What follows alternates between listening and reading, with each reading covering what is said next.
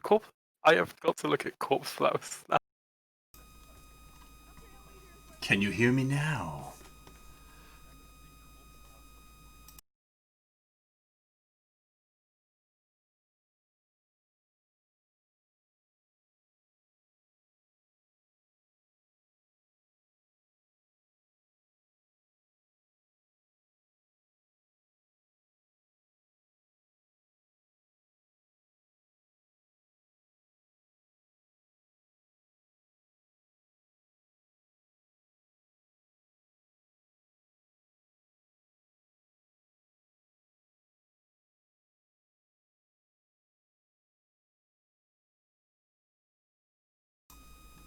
Hello! Welcome to the stream. This is Tuber Tugger, and this is WXK Radio. I don't know. We're gonna do another episode of Dungeons and Dragons with the Team 2, MF2. Not Mother Trucker, Meridian Fall 2. Quick recap. Meridian Falls 2, BBC Radio. So the last time we left off, you guys had gone in and busted a cap and some gnolls.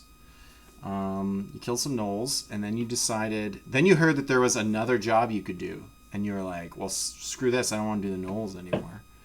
So you left the gnolls, took a long rest.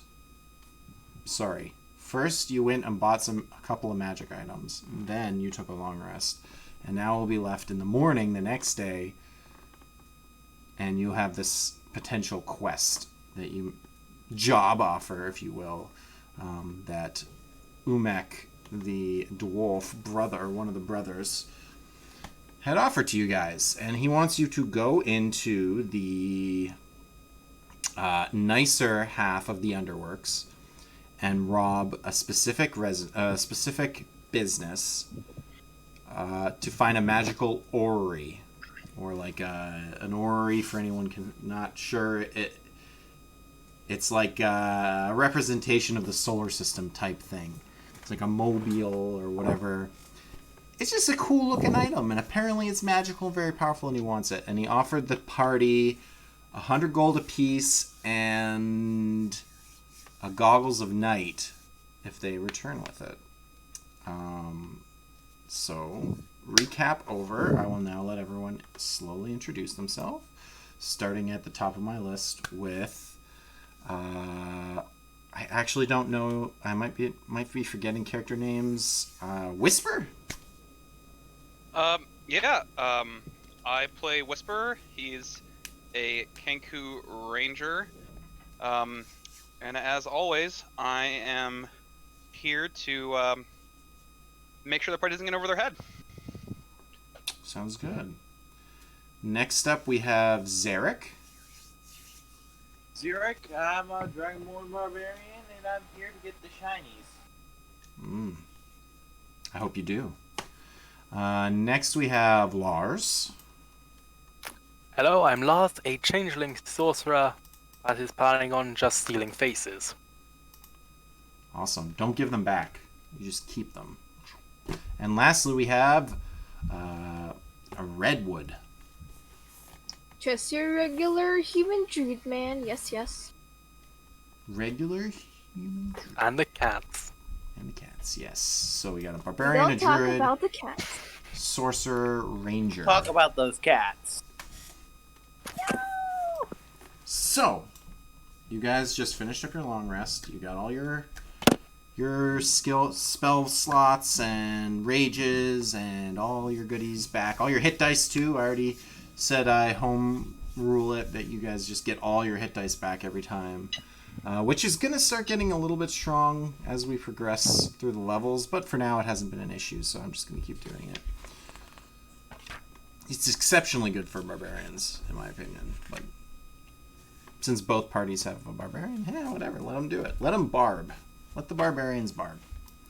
I'm just going to read chat for a minute. Relevant losers? No way! I wasn't sure what to call you. I didn't like the idea of calling one of them 1 and one of them 2, or A and B. I'm like, you guys aren't B string. You guys are just haven't been doing it as long yet, but that's not a big deal. If we play this campaign for like a year, you guys will be like a month short, and it won't matter because. But right now, With a strange team. Yeah.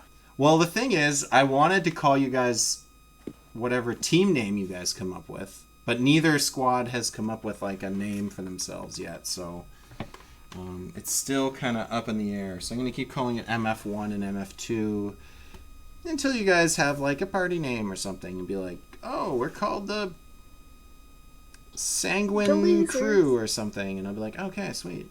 The Ultra Looters. Yeah. The Mega Ultra Losers. It does worry me a little bit how quickly you guys accepted criminal activity. Behavior? Yeah, you guys were like, I don't know criminal why that activity. surprised you. Okay, now hear me out here. I'm a blue dragonborn. Have you seen what blue dragons get up to? I don't know. Do you have blue balls? That might explain a bit of the aggression. Yeah, that's what I was thinking. Constant, perpetual, scaly blue testicles. I mean, that would do it for me. I'd be super pissed all the time. You should actually get unlimited rage, I would think. Well, I'll take that if you're offering. Take what you can get. You know what? I just realized that we are a few minutes in, and I'm still naked. So let me just... What? Oh. Please put shirts on. Let me just... Please put pants on.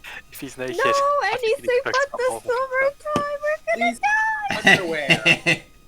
The silver tides, bad luck. All right, well, you guys get immediately struck by a meteor somehow, even though you're underground.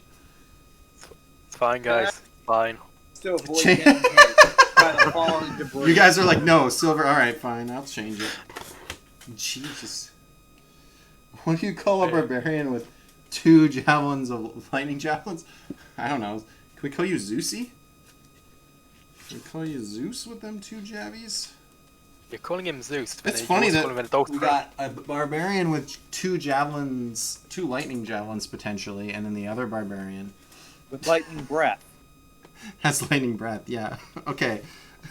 I guess Please fight, I'm we're just taking gonna do these this game javelins. for a little bit. 5 minutes. Okay, there we go. We got.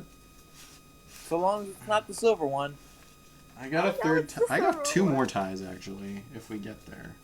But for now, You always We're at seem to 2 wear the red ties. one or the silver one. I don't know what other ones you even have.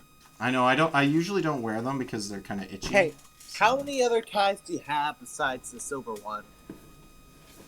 I have a green tie, and I have this. I actually wore this one for like the first few months. Was this stripy one? Oh, yes, I remember that one. And then I found these ones, which I actually bought and had never worn. And You so, need to wear another 2 wait, ties. wear an extra. Wear an extra tie. Wear an extra. I don't think I have enough ties, so we're just gonna extend the Actually, time.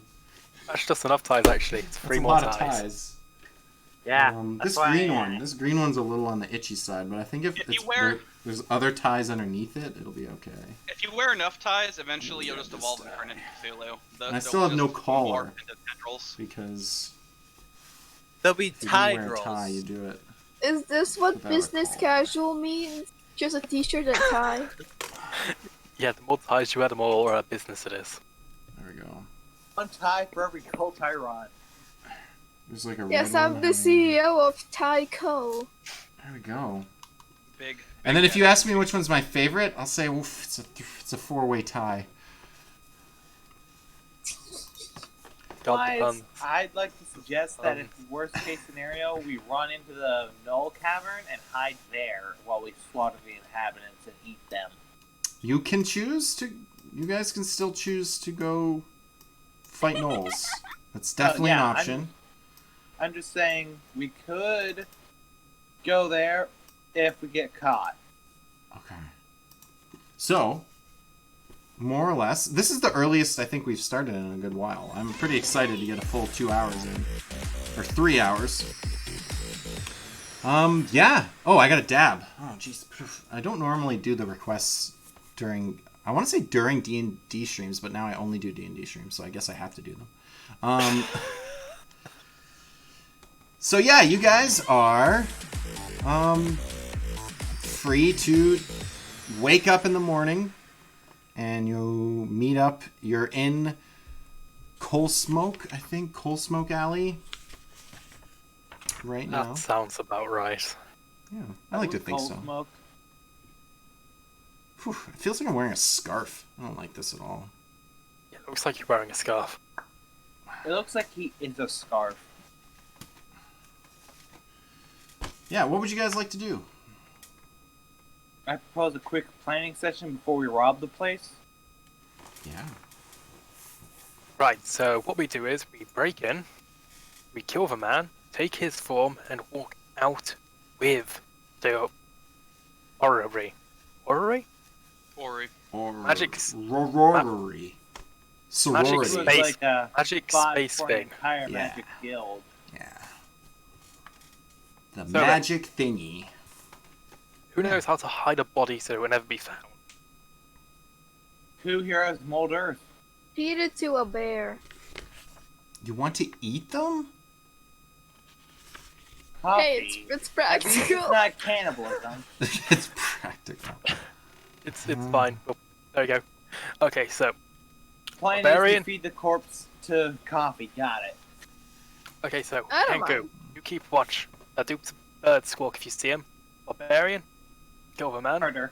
I'll assume his form and to wear his clothes and Redwood, eat, So, consume. something I think I mentioned before and I just remembered now.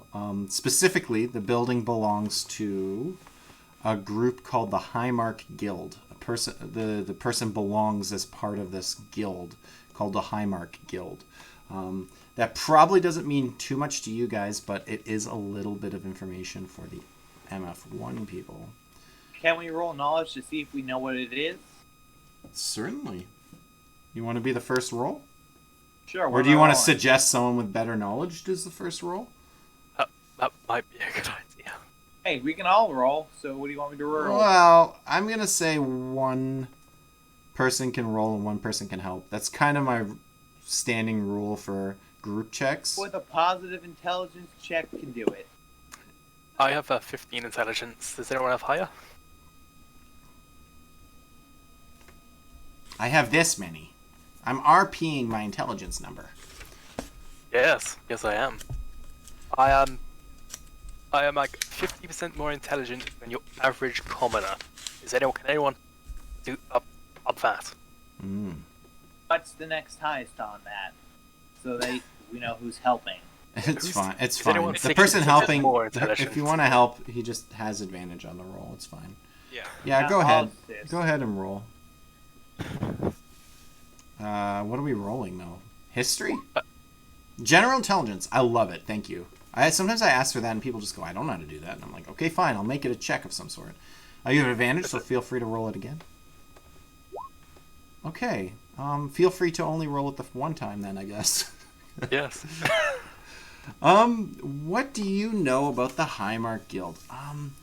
You About the know guild? not a whole lot, honestly. You know that they're a guild of some sort. You suspect that they have some roots in the underworks of some sort. They must be related to the use of magical items because, first off, the underworks is known for that, and secondly, you're going there to steal magical items, so you're pretty sure that's the case. This is just all logical tie-ins, not so much your intelligence roll. Yeah, I wish that roll was a little better because, of course, I have more juicy tidbits to give, but I think that might be the most you get out of it. You're not... But Sorry? we will learn more when we break in and case the place.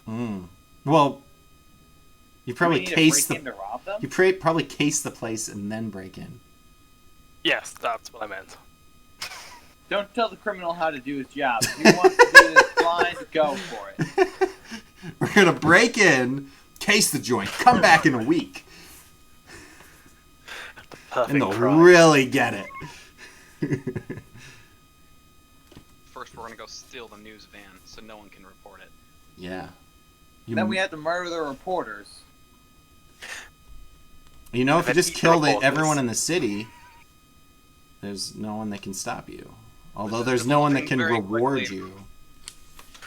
either. into mean- Skyrim justice, where you just kill every witness. I mean, if we kill them all, then we have our own rewards of we can rob every house. It's true. Am I the only person here that isn't a murder hobo? You just gotta hope that they're not Uh, stronger than you. I'll do it if asked, but Yeah, I don't think you prefer guys. not to- my character would prefer not to just kill random people. Like, he's not gonna just start killing people that don't deserve it. Yeah, my impression from the four of you, if I had to just fill out the checkboxes, I think Redwood is actually relatively kind as well, but is very absent-minded, and that's why he also just wants tends to to eat go dead along bodies. with the things.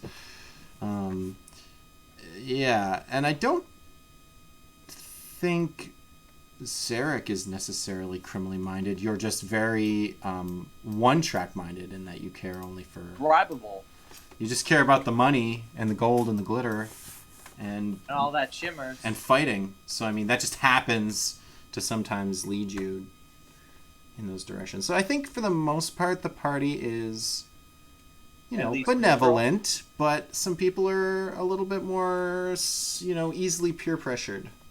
I think is I think it would be important for us to actually figure out who the Highmark Guild is. I know that's what we got, but before we go around breaking into places, we should figure out what we're actually getting into. it's not a bad idea.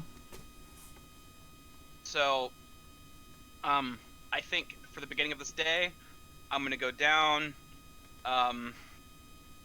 get some food ordered, Yep. and The then little I ramen guess shop. Yeah, and then I'm gonna just wait for the group to get ready, and we can. Oh, I'll ask the group who wants to go actually get eyes on the place. We could actually split the party for the research part. A couple of us could go actually check out the place, and the other place could go do some legwork and figure out who they are. Something of note is that, in case you guys forgot, the place is about a 4 to 5 hour journey on foot. Wow, this city is huge. It's pretty big, yeah. Specifically, the underworks are kind of twisty and twiny. You might actually, maybe you could argue that if you came up to the surface and traveled on main roads and then back down again, you could probably cut down on that time a little bit.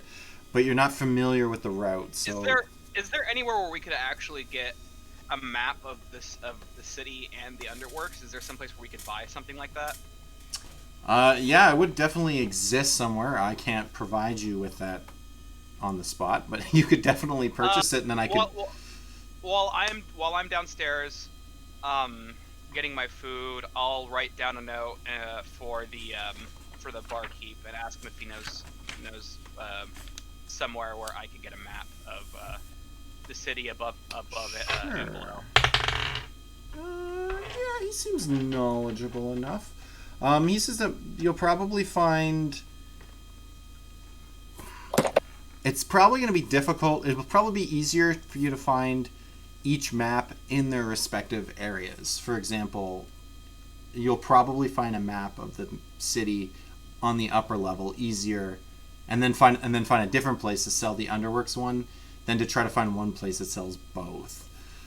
They'll exist. There'll be places that have both, but you'll probably be able to very easily find one or the other in their respective areas. That's just for flavoring. I'll say he knows places. It might take you guys. I guess you could split up and hit each place at once and then return. So maybe 30 minutes. Yeah. Why don't we? I'll suggest to the group that why don't we do some legwork and figure out what the area is like. So I would like to go out and see if I can find some place that I can buy a map at. Yeah, sure. Follow whoever goes to the one in the underground because you're more likely to get mugged. Well, that's what I was saying, is that you ask the barkeep and he'll give you, or the Brahmin sales, whoever, the person you were eating from, We'll direct you to a place in the underworks and a place up On the top surface. level. And then if you guys split up, go there, buy the maps, and come back, it'll take collectively about 30 minutes. If you want to go together, it'll take longer because you'll have to go to one, come back, go to the other, Okay. come back. I'll go to the surface. Yeah, I'll just, you guys can just, if you want to do it, I'll just say you've done it. Like, I don't really have No RPing chance of getting for, mugged? I don't have map salesman. Well, sure, whoever goes in the underworks can give me a perception roll while they're doing Sure. it. Alright. Have a little perception, so they'll try to mug me. Just keeping a general eye out as you travel through the underworks. I'm also going to let anyone mug me if they try, because I will kill them and take their stuff. Well, I mean, you do recognize that as you travel through the underworks, that there are, you know, goblin workers abound. So you guys were considering potentially opening a business at some point. It won't be cheap to do, but goblin labor is really cheap, and you can only do that really in the east or western underworks, I should say. It's the only place where it's not socially unacceptable. If you try to have goblin people's topside, you'd probably get shut down, or people would just not go there. Anywho, yeah, you have no problem with that perception roll. You managed to make it all the way there. You even find, because I know you like your shinies, you even find one silver piece just on the ground randomly on the way. I'm pocketing that. Yeah. Just because your eye is out for it all the time. And maybe that's not the best thing, but in this case, it worked out for you. And, yeah, you managed to find the map shop. He gave you a map of the underworks. I'll worry about creating a crappy version of it at some point for you guys. But yeah, you can... I guess the cost of the maps... honestly, they're not very expensive. I'm gonna say 1 silver, so you're gonna have to pay that 1 silver you just collected. I feel bad now. I gave it to you and took it Who's away. coming with me to pay? Because I was the escort. Well, just when you get back, be mad and be like, someone owes me a silver for buying the map. Yeah, I'll just say you all owe me 1 silver. It's strange because when Whisper came back, it was just paid for it. Guess maps it's are a more group. expensive in the underworks. It's considered a group effort, and this is an investment into our payment. Okay, It's a lot easier to make money if you're not in chains. it's true. And Very well. Unless you're a having chain a map. salesman. Ooh, that's a good business idea. Yeah.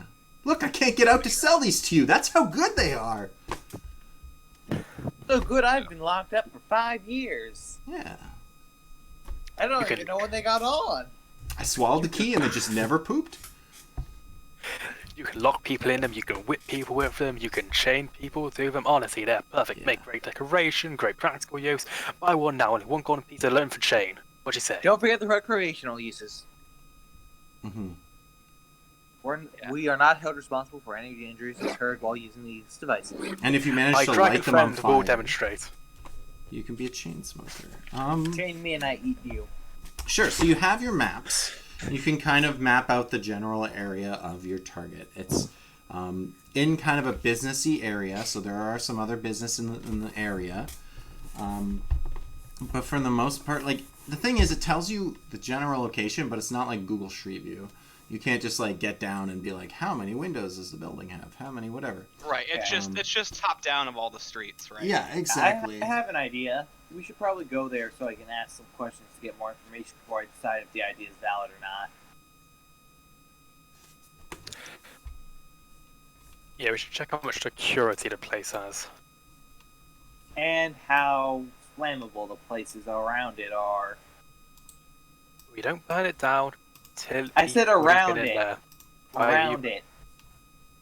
Like the buildings around it. Mm-hmm. We aren't burning down an entire street for 1 orrery. You might not, but I will. It may be the last adventure. Hey, I have an idea on how to pull this off without anyone knowing it was me. Yeah, I'm- lightning breath, right? Yeah, lightning breath, a bottle of rum, and a metal javelin to act as a lightning rod. Okay, so you want to burn down all the evidence by destroying the street. I just want to take some extra stuff from the shop What to if- flog on the market. What if you burn down the orrery? I don't know. That's why I said the buildings around the place, so they start evacuating, Interesting. Okay. and then we slip in and grab it. So what is everyone's plan? Is all of this really that necessary? I Wait, don't well, think all of this is What's that our necessary. goal?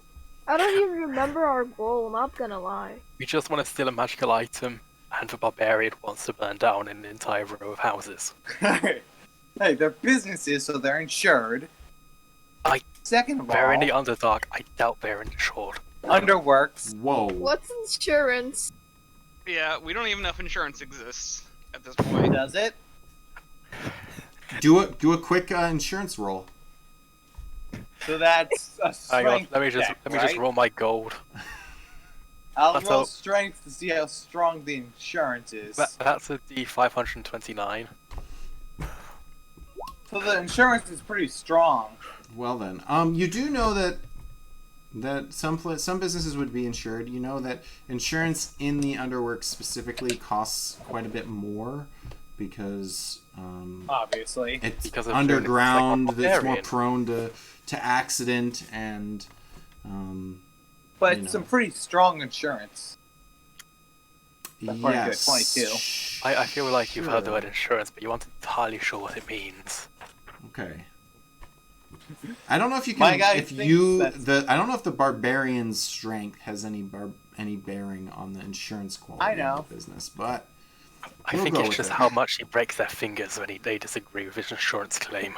uh, Yeah. Okay. So I have an idea. If I turn it into a cat and just kind of snatch this thing, and what could they do to a cat? It's just a cat, you They'll know. probably shoot you.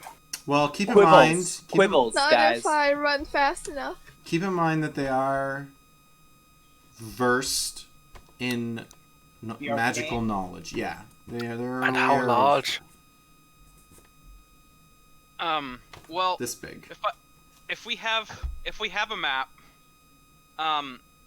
does anywhere near the location that we are trying to obtain our object Prize? from have like, I don't know, like a sewer grate or an entrance to the underworks? Well, nearby? it's in the We're in the underworks. underworks. So you're asking if We're there's looking for the there's an under- entrance back up to the top side. Or The into place we're trying to sewers. hit is in the underworks? Or I thought it was on the surface. Yes. It's a Do they have? because the other side of the tracks in the underworks is where like the more ritzy magical stuff is generated. There's a lot more automation. There's like next to no goblin slave labor. A lot more of it is royally funded, that kind of thing. It's more official research rather than your side, which is just kind of like anything Experiments. goes. You can't stop them.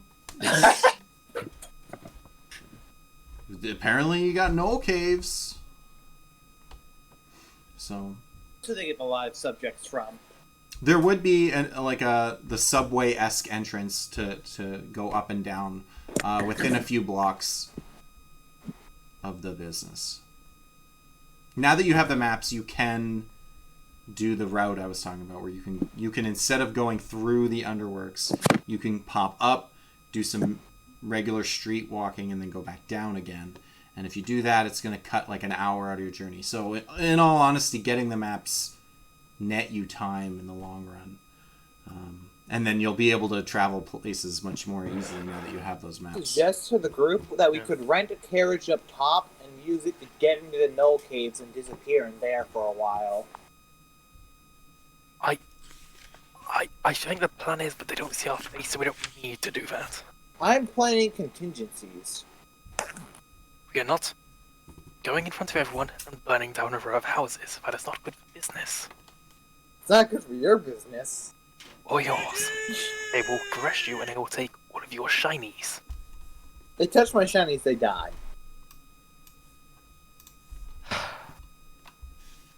Does someone else want to explain to the barbarian why burning down an entire row of houses is a bad business idea? Well, it's not Let's see if I only get a what bad you mean or business not. idea. It's just generally a bad idea. Okay, yeah, you convinced him when he made a successful check. So, what's the plan? I'll go along with your plan. Okay. Yeah, I want to count. If I have a map, I would like to. I'm just gonna walk around the area. I'm gonna head out to the area where. I guess. Okay, here's what I want to do. I want to compare the surface map to the underworks map. Mm-hmm. See where our target is in the underworks, and then I would like to scout out the surface above where it is. Okay. I don't know if I've talked about... I'm going to say that in the underworks, this is not exactly what you're asking, but just for general understanding of how the underworks work. Underworks work. Man, that makes me annoyed. Anyways, the stuff in the underworks has varying, like, I'm going to say the word altitude, but obviously altitude is generally much greater. Depth? Yeah, so depth, right? So some stuff will be relatively close to the surface level, and some stuff will be much further down. So, like if Sure. so, I know this isn't what you're asking. I'm just trying to paint a picture of what the underworks looks like. Is it's kind of Sure. like an ant farm-esque thing where like some Yeah, stuff yeah, will go it- down, some stuff will go up. But yeah, you can totally do that. You can figure out the spot that if you were somehow to drill through the ground, that you would be standing over top of that business, and it just happens to be like a road too. It's not there isn't another Well- business above them. It would be more convenient if there was a business above, then we could just rent out the building. We What, could what do I would that. like to, what I'm trying to do Mhm. is find an optimal route for entering and escaping, so that we can make a quick, we can do the job quickly. Okay, so you're a Without couple getting caught. blocks away from the like you can plan a couple of routes away if you're gonna run, and you could definitely do one that's a couple blocks through the underworks, and then you go up and then you hit the main streets. Keep in mind though, where this place is above it will be somewhere in the military district, kind of in this, or no, well, yeah, it's sort of, I actually think I told you it was artisan district, but or did I tell you? Military. Oh no, I'm thinking of like Redbeard or Your House or whatever. That's all in this area. Yeah, so it's somewhere in the, because this is the line here, is like the east and west, right? So Right, the dividing line. so somewhere you're gonna come up into the military district, which isn't necessarily like just swarming with soldiers. Like I think I explained to you guys that because of the belief system in the city, the military district is actually where all the like parks and gardens and beautifications are, because there's this belief that war is beautiful, kind of thing, which is kind of contrastual to, is that a word, contrastual to real life? Contrary. Contrary, I think was what the maybe better. Yeah, it's contrary. I like the word right. contrastual or whatever I invented. Contracious. I made up a word and it's awesome and it exists in my world. So, yeah. So I'm not saying like if you take that route, and as soon as you hit the military district, you're gonna be swarmed with dudes. But if somehow they were able to get mentioned to some kind of police force of some sort, they would probably come from that direction. Alternately, you could take a route that's just through the underworks. Again, it's a little bit longer, less direct, because it's kind of winding. But now that you have maps, it's actually not too bad. It might even be advantageous now that you have the maps, because you can probably find nice like nooks and crannies to run through that people unfamiliar with the underworks would probably get lost in. Okay. So I think if we want to take the swift exit through the surface and make our way out, we need to find a way to maybe cause a distraction. Like Pretend maybe we I could have call an idea.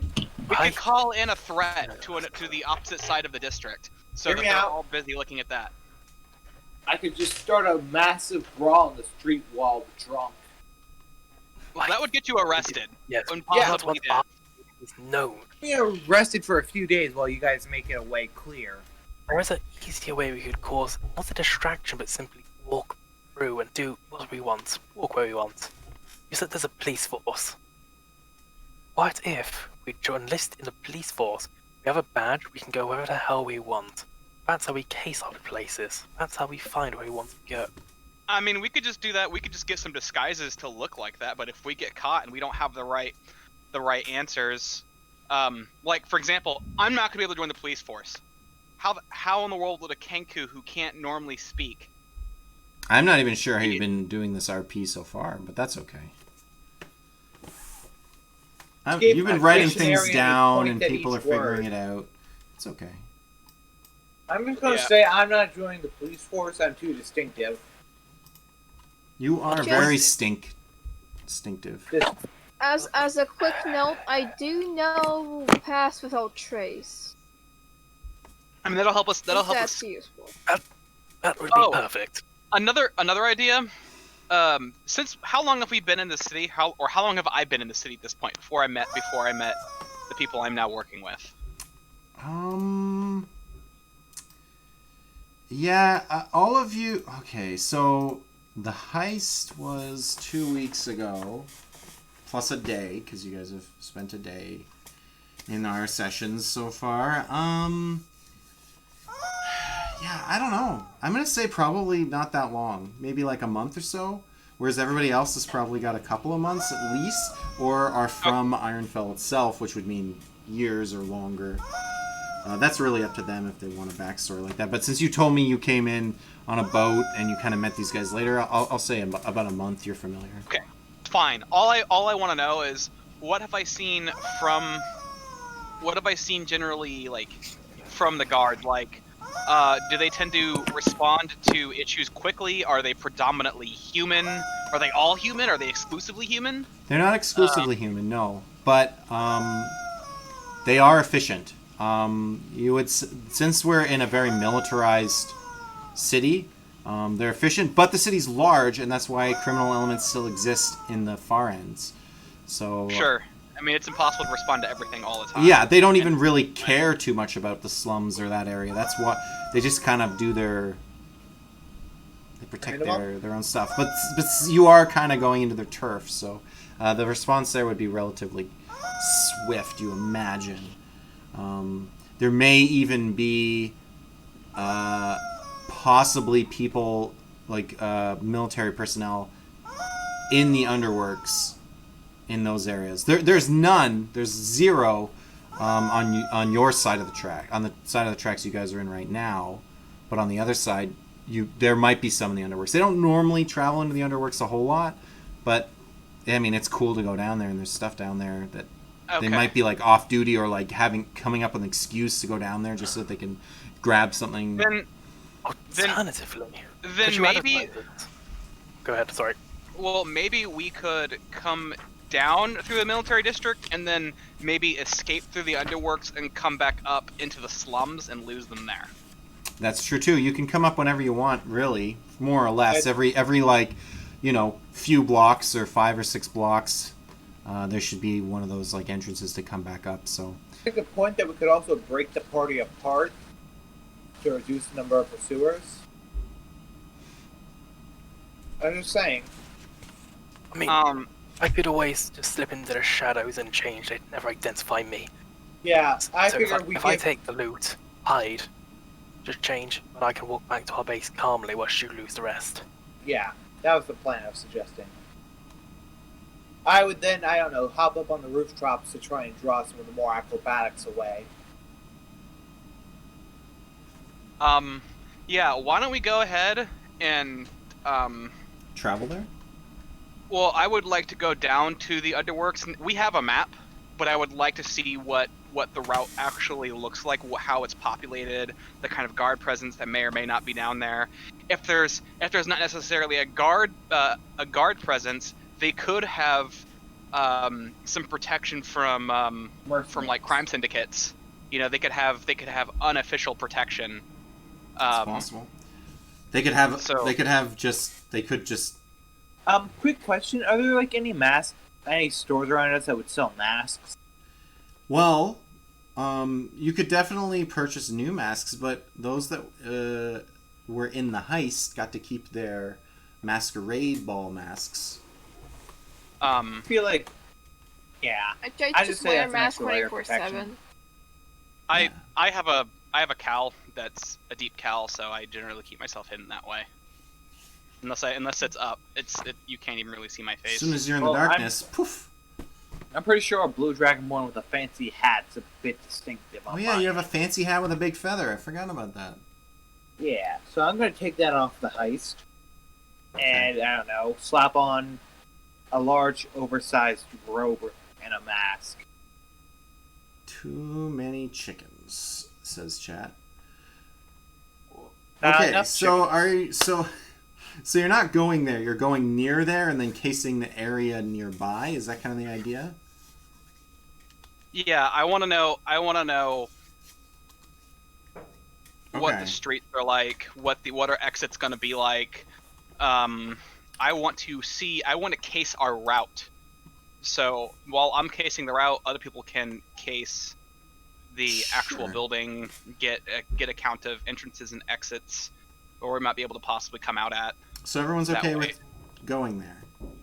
Yes, Yeah. I'd like to change my face first, though. Sure. Yeah, go for it. I'm also wearing full body robes with a mask on. Okay. And your masquerade masks, I never told you what they were, so you can decide what cool animal they were. Or if they were animals. Oh, actually, you told me yours, didn't you? Yeah, I'm a lizard. Yeah, lizard. Like a giant crocodile mask. Yeah, sweet. Okay, so, Lars, what are you changing yourself to look like? I would change myself to look like a very old, like a hunchback man with a walking stick. Awesome. Very leathery. Yeah, sounds good. So you're an old man. You guys are still spryly moving to get to your location, but that's okay.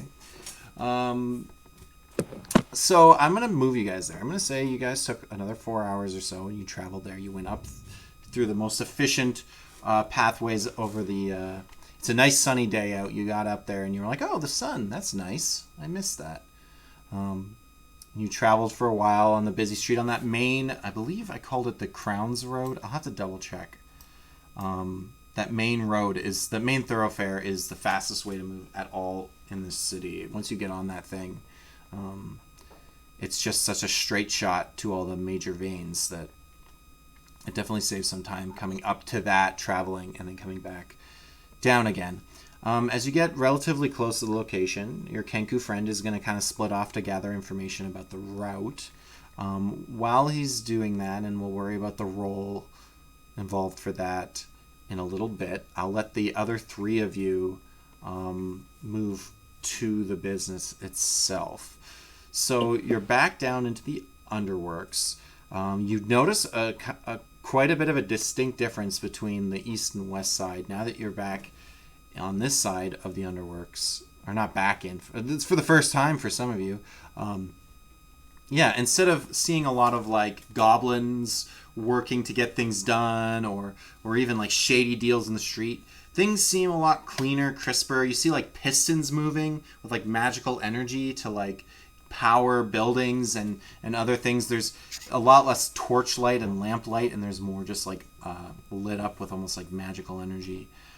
As you come down this way, there's a street. It's not a major street. It's kind of a side street-esque thing. It has some people moving along, and still there's some other businesses around the area. And you come up to this main building that you're supposed to be robbing. And it says right at the top, Highmark Guild at the top. and it has a symbol that you guys don't recognize as any language. You're not really sure what this symbol means. You think it's like one character. It might mean something. You're not quite sure. You haven't really encountered this type of language. MF1, if anyone's listening, might kind of know what I'm hinting at. Yeah, so it's like a brick and mortar shop. You see like fanciful artwork on the windowsill. Like there's some stained glass to kind of like show that they sell magical oddities and do enchantments and that sort of thing. And the three of you are standing outside of this building, and it is lit and functioning because it's only about noonish. Maybe a little. Yeah, I'll say around noonish. For half hour plus the 4 hours. Yeah, we're talking around lunchtime. And there appears to be movement inside the building. So there's someone there. I'm gonna walk off to the side, pull out quibbles, and start casting Speak with Animals, then Beast Sense. Okay. So it's 10 minutes for each, right? So you're gonna have to take a while to do it.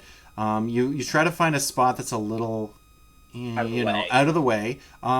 Feel free to throw me just a quick stealth check for what you're doing, because it will be pretty noticeable. But luckily, you're in a part. Not really. You're in the part of the. Well, yeah, you don't wear armor, so yeah, 21. That's super stealthy. You find a really good spot. I just slipped into the crowd. No one saw me leave. Oh yeah, you're good to go. And while you're busy doing that, other people, your two remaining people, I'm going to say Redwood notices that there is actually in the door itself, the main front door, there is actually like a mouse-sized hole in the bottom of it that you could definitely utilize if that's something you want to be doing. She's having some technical difficulties. Okay. Hopefully she can Disconnected. hear what I'm... Oh, she's gone entirely. Yeah, she's gone entirely. Explosion! Oh, and I Turns noticed into that... a cat and wanders off. I noticed that we have someone else in general muted out of respect listening to us, which is... if they wanted to, they could come and watch the Twitch stream instead and then have some visuals tied to everything as well. But yeah, you're free to listen in. That's totally cool. We just happen to be in general Discord chat instead of our specified one, just because people were already there. Yeah, we were in here talking about weird stuff before. Yeah, it got wonky fast. It did get wonky fast. So, do we want to wait for her to come back, or do we want to just say her character is frozen, just busy thinking about stuff right now, just like wandered off kind of thinking about stuff?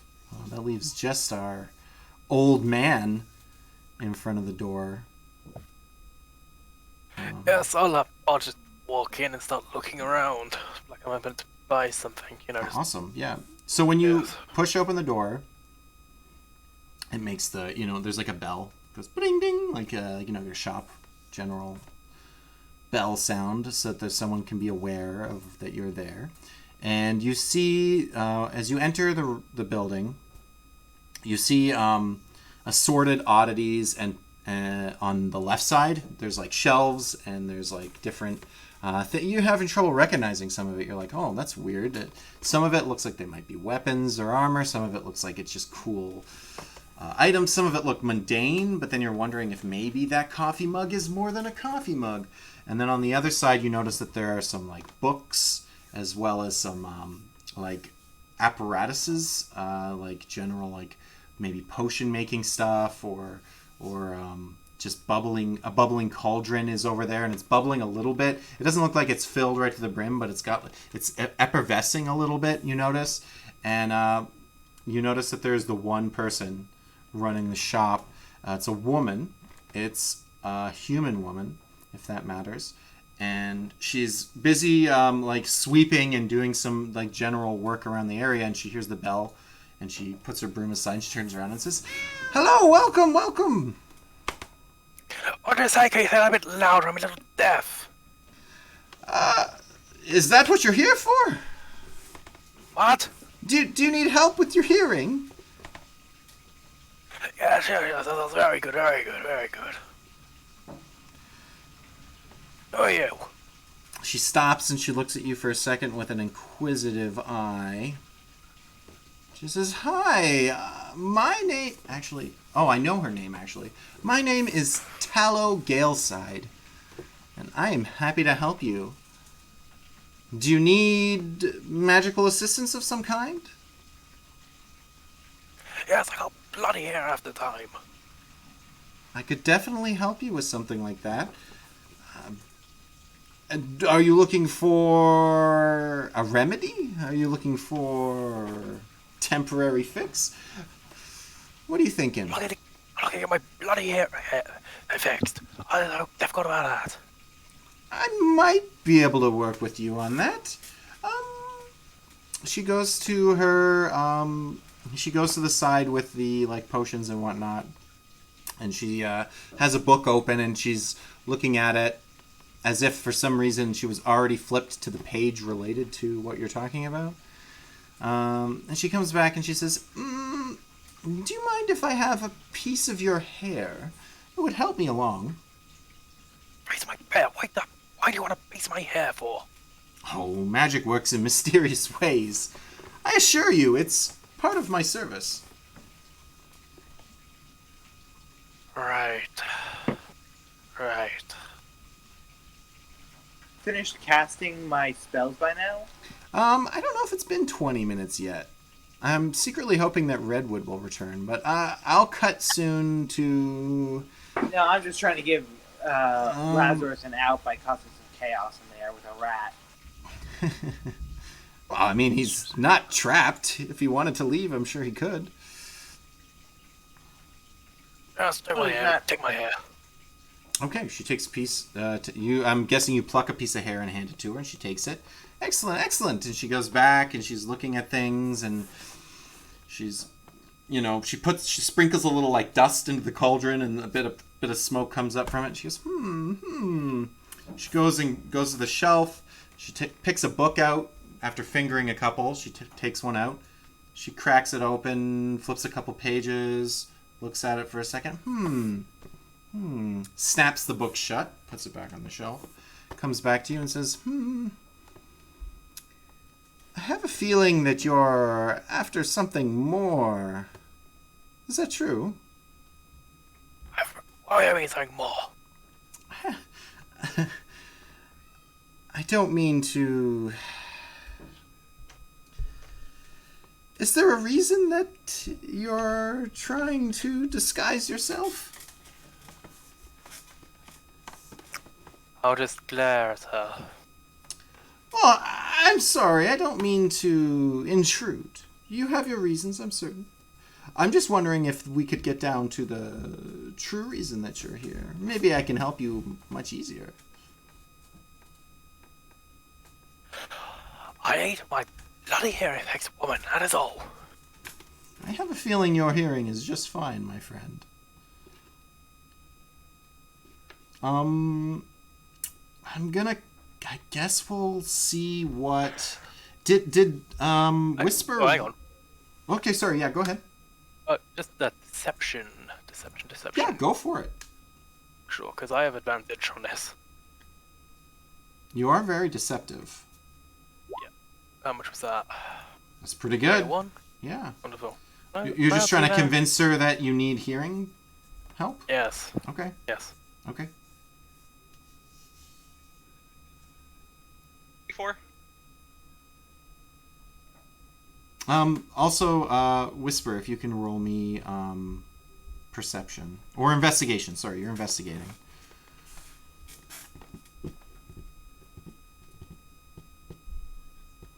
Did you want to do the deception roll with advantage? Or is it 21? As well. Come on, rolling that 20. I'm not really... What's the reasoning behind the advantage? Is that just the thing that... It's kind of just the traits I picked up. I think it's the actor one. The actor one, yes. That's right. It's not going into... My rolls aren't going into chat for some reason. Oh, hey, 21 was my highest. It could be because they recently updated Beyond 20, and you have to, like, accept their You might have to refresh the page or like accept a pop-up and then refresh the page. I know we were having issues with that a few days ago. Or you can just type roll it in if you want as well. That is very deceptive. Okay, I got it. She kind of. I rolled an 18, if that matters. Okay, yeah.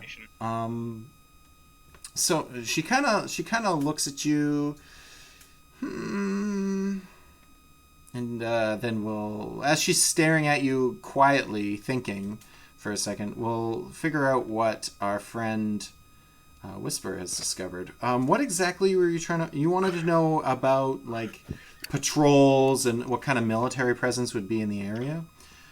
Yeah.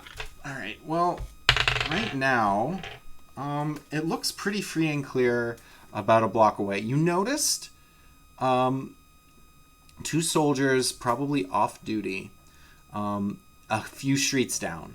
And they look like they were just doing shopping. One of them looked like they might have even purchased... you're not sure, but you think that it's some kind of gift for potential love interest. It looked wrapped, and it looks kind of feminine. So you have a feeling that one of them is purchasing maybe an anniversary gift or something for their potential girlfriend or suitor of some sort.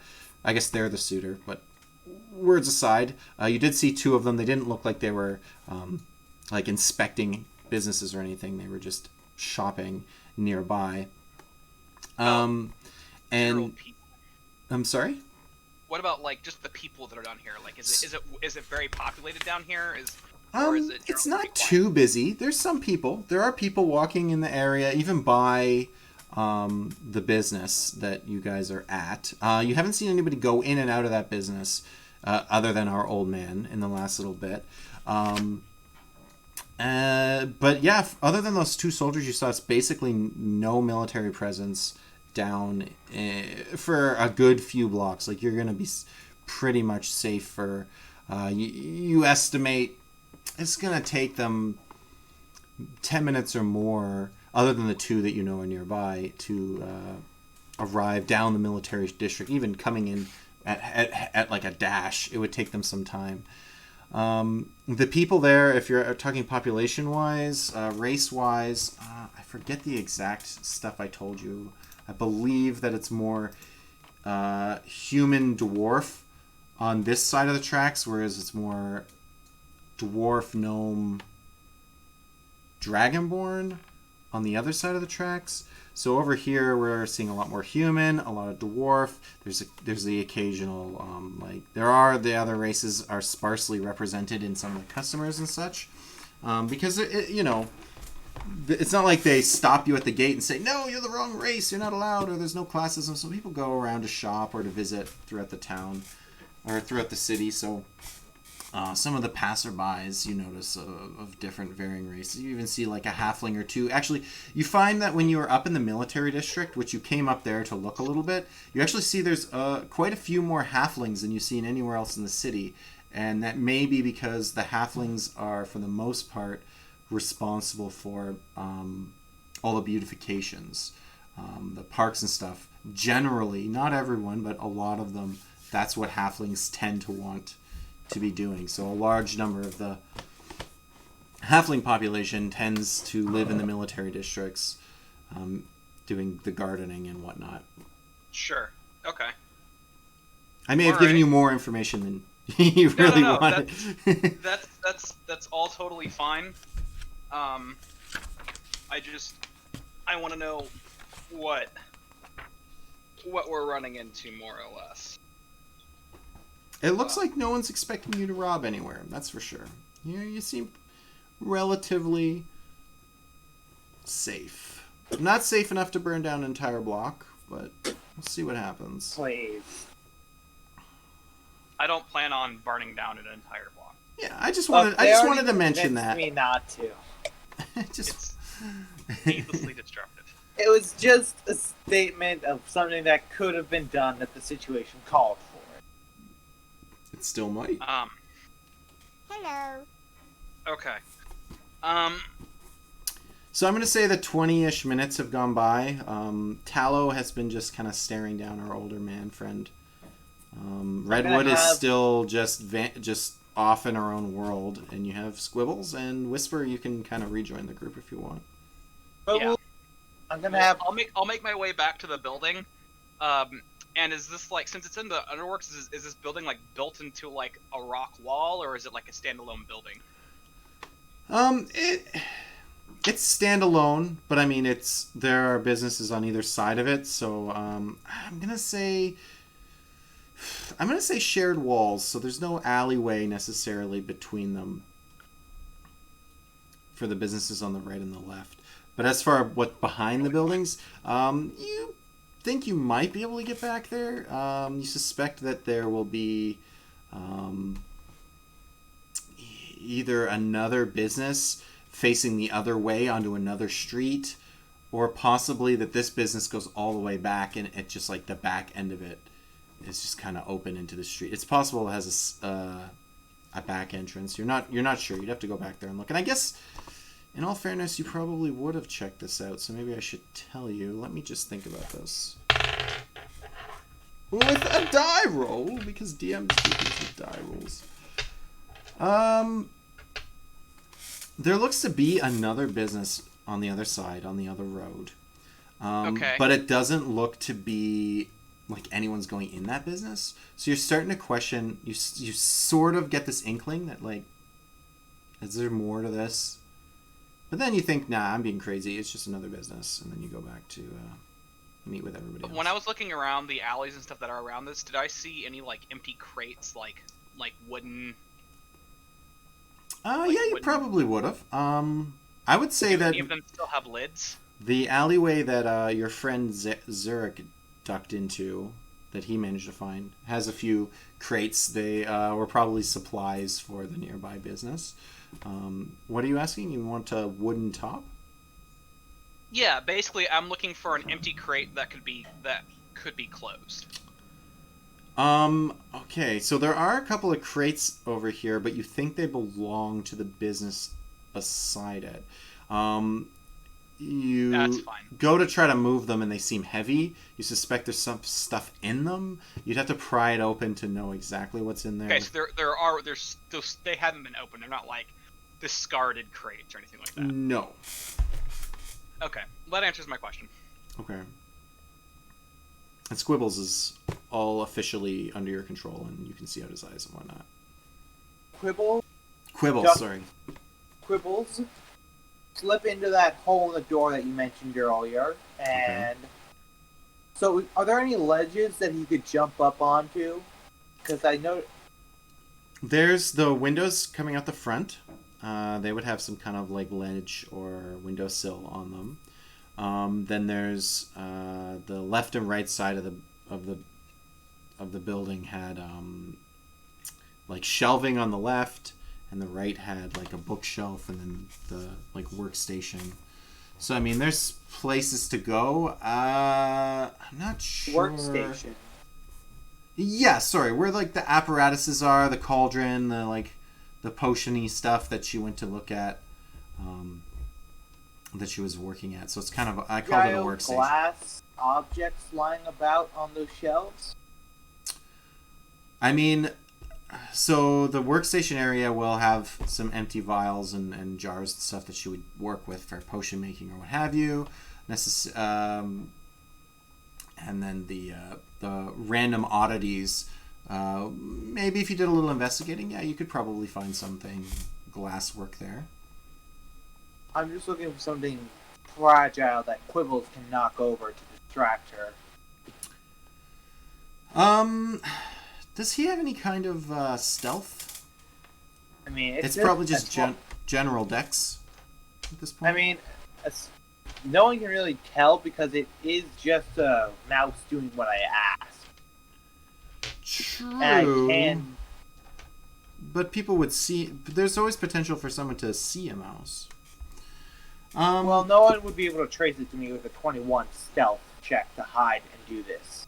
No, I'm just asking for the mouse to make some kind of... since it doesn't have any natural stealth ability, it's just going to be whatever a mouse's dexterity is, which I am not sure, actually. I'm not even sure if a mouse has... Oh. I rolled That was a stealth on my end. Give me a minute. I don't know if. I don't think a mouse is actually I a don't think character. Yeah, I don't think so. So I'm gonna look at the stats of a rat real quick. I'm going to. This looks really good. I'm just gonna say it's a 0, +0. So I'm gonna say you just rolled a 12 for the stealth of the mouse. The mouse is very small, so the DC is, I'm gonna do some, mental math on what a perception would be required to see that kind of thing. So yeah, you can definitely get up. I would say on the shelf with the oddities, you could probably knock down almost anything from that to make some kind of a ruckus. Give me a second. My computer froze. Let it Technical go. issues galore. So while the mouse is getting into position, and our friend Whisper is getting back with the group, and Redwood is trying to catch a My butterfly. computer unfroze. Oh, is Redwood back? Yeah, I was back for 10 minutes now. Oh, that's good. So then you were able to hear what was going on. Kinda, but I'm still lost. I know Whisper was exploring and The some case in the dude was joint. talking to the merchant person and there's rat. They're down. Okay, so Tallow is still looking at Lars. And she's wondering, she's looking and she's thinking, I have a feeling,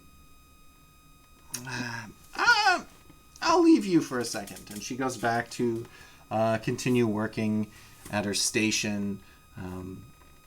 Because her back's turned, she doesn't seem to notice any kind of mouse movement. I'd like to look for the orrery then, on the shelves. Sure. So you start browsing. Feel free to roll investigation for me. Ish, lovely. Ooh, that's not very good. Nope. You are looking through the shelf. You do not see anything that's Ori-like. There's a lot to go through, so it's possible that you just didn't see it, or it is behind something. I never rolled an investigation. Should I do that? Do you want the mouse to look? You can. Yeah, sure. It would be the mouse's investigation, which I'm gonna guess is. I'm gonna use the rat stats again, which I think you can use your own, which actually might be worse. What's a rat stat? Yeah. Better than a -1. Oh, yeah, you don't want to use the rat's intelligence. I think you want to use your -1, not the rat's -4. Yeah, you're not having much luck either finding anything Ori-like. You for a second you think you do, and then you realize it's just like 2 spatulas. A mouse's eyes. That's fine. Yeah, you're like, oh, cooking utensils maybe. I don't know. Thank you, Rob. Great for some cheese. Yeah. I'm just gonna have Quibbles, after looking around for the Ori, knock. Well, actually, he's gonna try and get a higher vantage point. Okay. Tal's going to turn around, and she's going to notice that you're interested in the wares, and she's going to stop and say, are you sure you don't need anything else? I mean, I can help you. That's why you're here, right?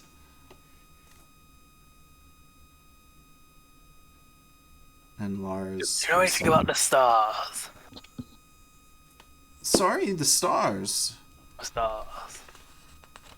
There's something just about the point- stars? Just point my stick up in the air. You wave your... Sure. Okay, The only solution okay. is you have to go full crazy old man. Are you alone? May I ask? Or did you come here with someone?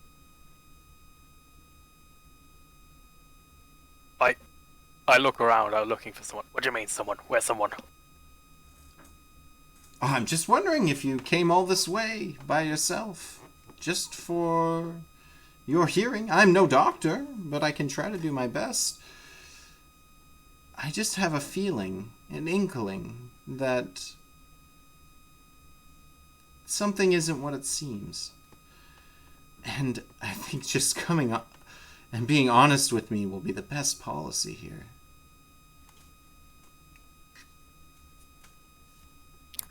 What do you know about the stars? What do you have about stars here? What do I have about the stars? I'm sorry, you're going to have to be a little more specific than that. I have books on stars, constellations, astrology. Is that what you're interested in? Something more practical, something more physical. Something more physical. Some kind of magical star? How powerful of a enchantment are you looking for? I really don't know anything about magic. I really don't know anything about enchantments. Something physical, something large, something about the stars. So, while you guys are doing this, and Whisper, since you're not in the building yet, you're still out there, right? And so is Redwood. Yeah, I'm still outside. So is my body, but I'm Yeah. kind of looking through a rat. Outside where? You're outside the building that you were going to I mean, rob. Oh, okay. you could makes become the The- second rat in the building. The enchanter. Could I wild shape into a cat and like distract the enchanter by sheer cuteness? Possibly, but before Just you can. like, I don't know, rub against legs and purr, I don't know, cute cat stuff.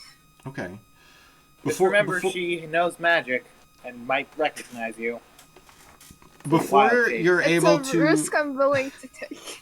before you're able to wild shape, while the two of you are out there, you do notice that another customer approaching the door to enter the place of business. You get a quick look. You think male, human, possibly. They are going to enter the place of business. You can still do the wild shape thing if you want. And then enter after them, possibly. Or you can... I don't know. I don't want him to like notice me. Okay, so That'd be weird. do you guys just wait and allow him to go in? Yeah. Okay. So the other patron enters the building. The door opens, the bell rings, and Tallow greets them. Oh, hello! Welcome! Hi! And the man says, hi, yes. I've come to pick something up. Oh, yes, your order from yesterday. Yes, excellent, yes. Wait one moment. I'll be right back. And you notice that at the back of the room, she kind of disappears behind a shelf, but you hear a door opening, so you're pretty sure I send Quibbles to follow her. Sure. She doesn't have the same. It doesn't have the same movements. I guess if it's dashing, it can try to keep up, which I guess it would be doing. It might not be able to be stealthy about it. Then, can you do me a general dex? Not for stealth, just it would be like an acrobatics check for the mouse Sure, I'll roll one. to keep up. My stats, or I would use the mouse, which is a +0. there goes the idea of empowering the rat. I don't know. Does one of your spells allow you to pass? No. Okay. No. No. Ooh, that's not very good. It's having trouble keeping up. So by the time it gets close enough I've been indulging him too much. it's too much cheese. He's getting a little chubby. And by the time he gets to see through what's going on, the door is already closed. She's already disappeared into some back room for a second. The gentleman turns to our Lars there, our old elderly fellow, and says, "Oh, hello, welcome. What do you say? Are you purchasing something here as well? Tallow's the best. Is that so, is it? Ah, good. I mean, if you need something, she'll be able to get it for you. But she tends to only help those she trusts." What was I meant to mean then? You know, get to know her, and she might be a little off-putting at first, but if you get to know her, she'll be a lifesaver, I tell you. I see. Thank you. Is Very Red... very helpful of you. Sorry, Redwood, did you want to do something?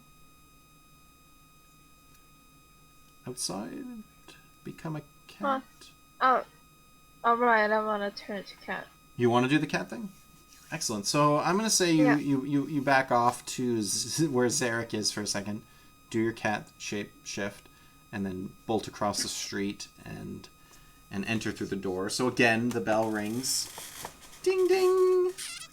And there is a cat now. And the patron, steps aside and says, "Oh!" And he goes down and, tries to pet you. Meow. Meow. I accept the pet's Awesome. very friendly cat act. Yeah. So he's just, being friendly and nice to you. And then shortly later, Tallow returns. This time, your little rat friend, your little mouse friend, watches as she jiggles the handle jiggles for a second, and then it opens. And then she comes in and she closes the door, and she has a key and she locks it. And she's holding what is she holding? Some kind of metal rod she has with her. You're not quite sure what it is. And she comes back out and she goes to hand it to the individual. She says, "Here, it arrived." And he says, "Oh, thank you." And he takes the rod from her.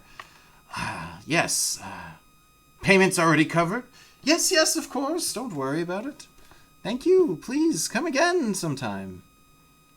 And he stops petting our friend, obviously.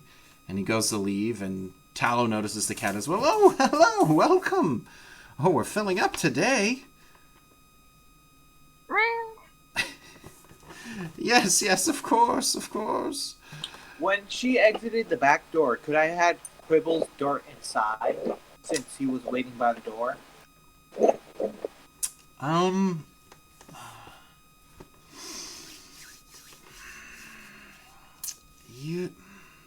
Yeah, I don't know. She didn't leave a whole lot of opening. I feel like you would have had to have prepared yourself to do that before it happened. Maybe be on the ground ready to go. I think from the shelf vantage point you were at, to get down with a limited I amount rolled of time. to try and chase her earlier, but I didn't make it in time, so I figured I was waiting by the door. Okay. Probably should have specified it, but you're home. Okay, fair enough. Sure, why don't you give me a quick dex check anyways? I don't really want to go back, but we'll see what happens. Just roll another d20 16. for me. It's pretty good. I'm going to say that you managed to get a peek.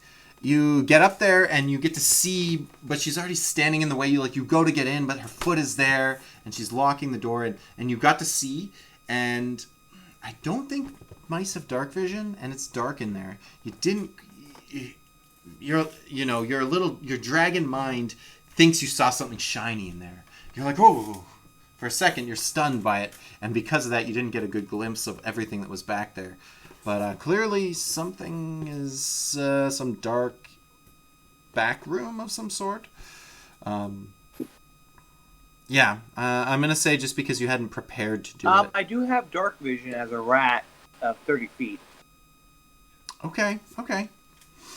I was not I just aware. put up the I was stat not block. aware of the dark vision of a rat. I'm not sure if a mouse would have dark vision, but that's okay. We can We're use the using rat. the same stat block. Yeah, sure. I mean, Sewer mouse. Okay, 30 feet of... Yeah, alright. So you see a little bit further in.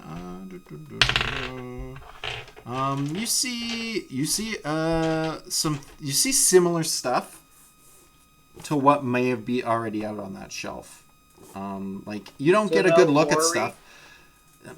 You would need to look a lot. You'd need a lot more time than the brief glimpse to see an orrery. Damn. Nothing sticks out as an orrery. Maybe more spatulas. But Tallow the back room is a likely point. Tallow steps back. She steps back and just kind of eyeballs the two of you and kind of looks back at her door as well. And just kind of goes back to her workstation and is kind of pondering something. See I any follow other to mouse holes bother. in our house? Sorry? Actually, it might be better if you chase me, since I'm a mouse. Natural. She's gonna bother. Just the shopkeep. Meow. Oh, yes. Hello. need something, and pets you a tiny bit, and then returns to what she was doing. Can I hop on her desk? Just kind of chill there. Sure. You jump up. She looks disgruntled for a second. That's not good manners. And then continues to tap her fingers. Toes.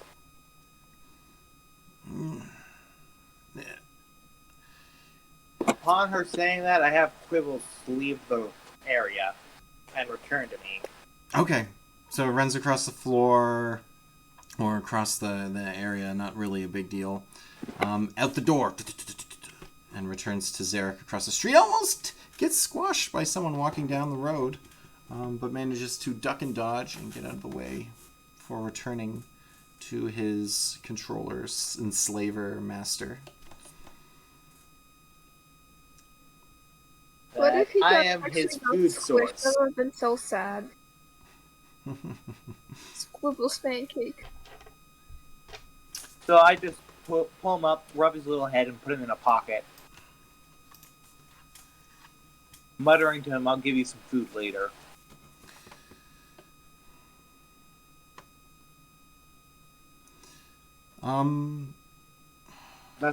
That's just what I did. You guys can do something. Yeah.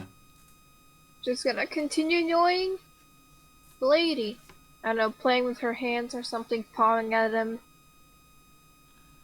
If you need something, you can let me know, but I'm busy working.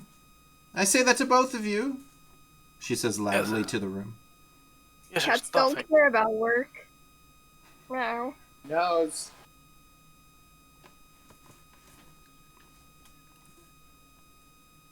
It's just starving. Do you have anything to see the stars? Like, me inside a house, inside a roof. What about going outside, something big, like, seeing the stars? She turns back to you and says, Who sent you? What do you mean? I hop on her head.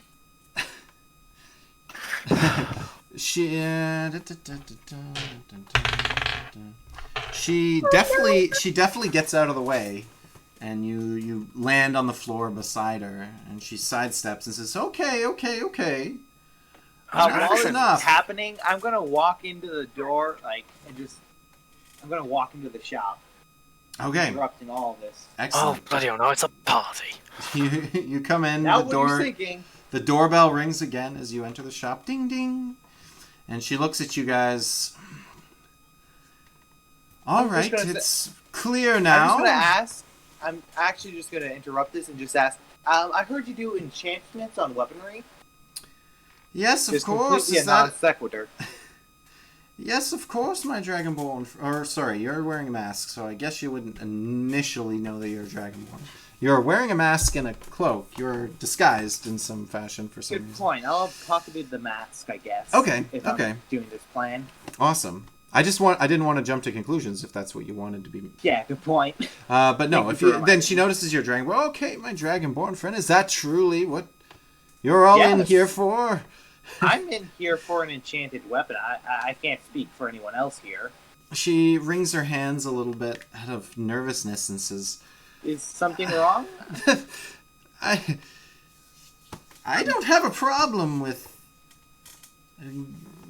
your kind, all of you here, not just anyone in particular, but An odd topic. I was wondering if you could give me like a price range on basic enchantments so I can be on my way. oh, I can help you with more than that, but you have to help me. Again, Sure. I will ask again, please. Just be honest with me, and I can help. I entered this shop wondering about enchantments. Yes, you did. Pricing.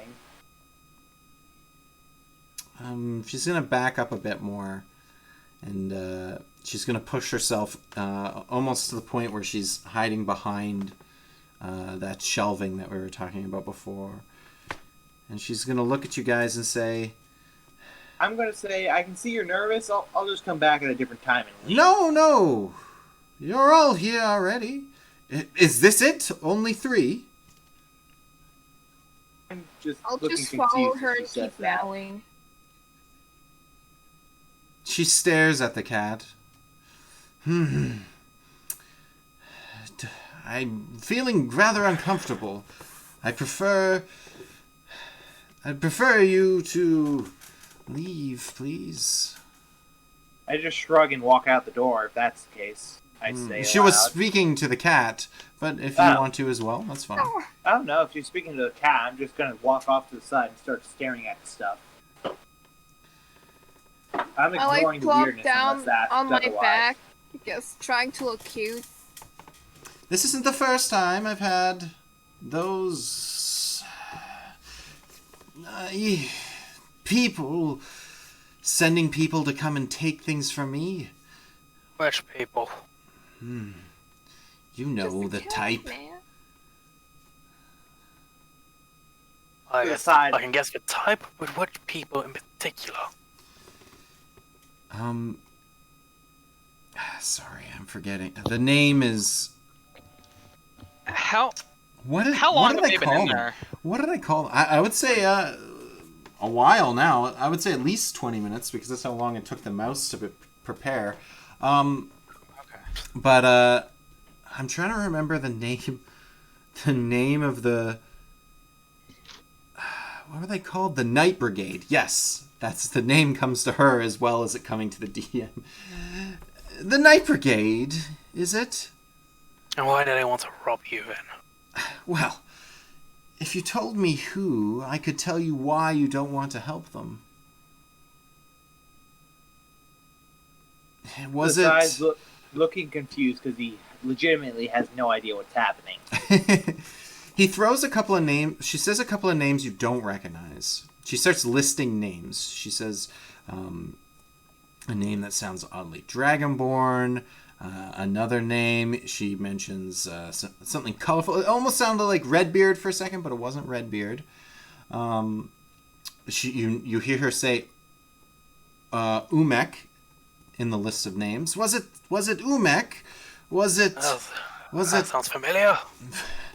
Intelligence to see if sounds my guy familiar. actually remembers Umek. Oh, It took me a while to remember as well. Is she distracted? I'm Can going to I say aloud, I technically- think I've heard someone say the name Umek. I don't think I've actually talked to anyone. Umek. When you respond to that name, she goes a little. She looks worse for a second. For a moment, she looks Speaking of even truth, I more say concerned. I've heard the name, but I've never spoken to them. Why would you That be is the scared of truth. that name? What is it that he wants with you? What does Since it's- Umek since want? it's been He's not a very bright man. I don't want to be giving powerful magical items to someone like him. I'll do you all a favor. If you explain why you are here... She reaches into a pocket. And she... Quick question: is she distracted? she's eyeballing the cat, but possibly... All right, I'm adorable. I forgot.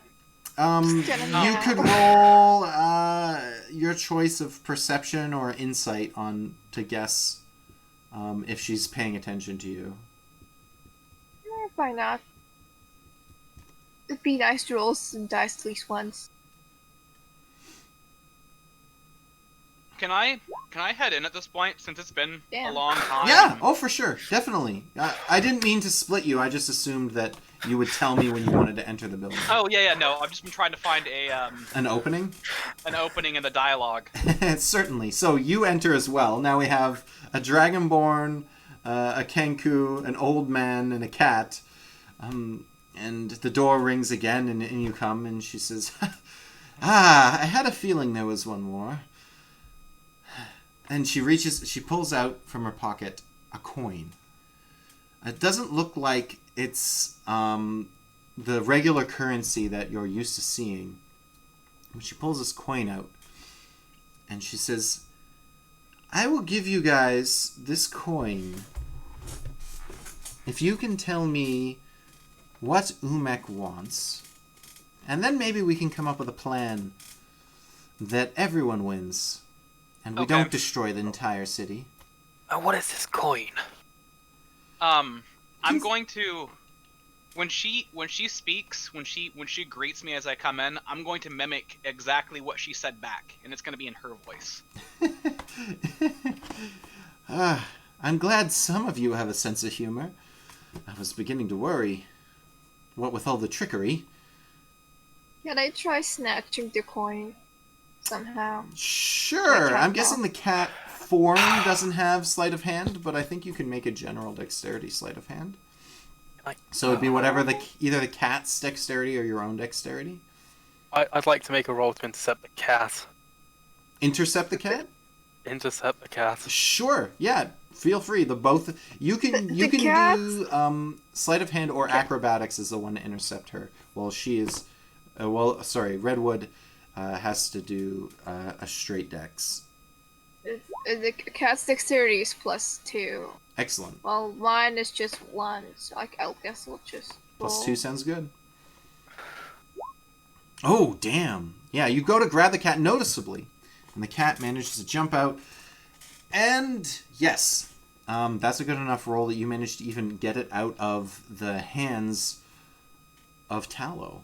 And you're on the ground, and you now have a little coin. You knocked it out of her hand, and it kind of hit the ground, and you're pawing at it a little bit. And she just kind of smirks a little.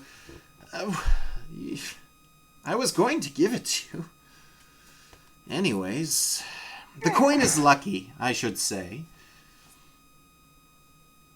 I'm just Quick question. Sure. Does the coin smell? Does the coin smell? Sure. You can roll perception, and since the cat has advantage, you can roll with advantage. You can use. I'm trying to figure out what. This has just evolved into some nonsense. Maybe a little. I was about to give up like a while ago now. So the coin smells metallic, but it doesn't smell like it's been handled. You with that much of a smell and that keen sense of a cat, you know what currency smells like. You know what handled money has like hand oils on it because it's been used a lot. This coin has a fresh smell to it, like it was newly minted. Yum. Or at least hasn't been handled much.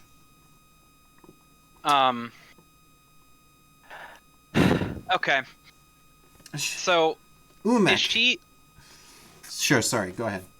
No, I'm just trying to figure out what's been implied to me since because I came in, I missed most of the conversation, and it's just been a lot of beating around the bush. And well, that might be up to the rest of your party to maybe let you know. She's made it kind of clear that she knows that you guys know each other. She seems aware of that. So it's really up to you guys to maybe let your Kenku friend know what's up. Before we continue any further, I just wanted to... Normally, with my other stream, I would take a break here in the middle. I know we skipped it last week because we started late and we had to get a lot done. Unless you guys all say you just want to power through, I'm going to stop and have a 5-minute break. Yeah, I could really use the restroom. Okay, yeah, Yeah, awesome. that would be lovely. So I'm just going to... Yeah, you guys can take off. I'm going to take a 5-minute as well. Anyone watching will be back in 5 minutes to figure out what happens. I honestly thought this would be... You know what? The DM never knows what's going to happen, so it's exciting either way. We'll be back in 5 minutes. Either way.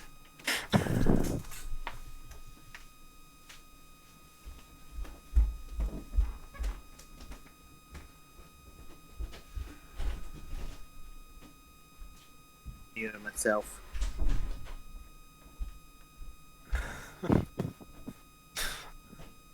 And you guys said burning it down wouldn't work.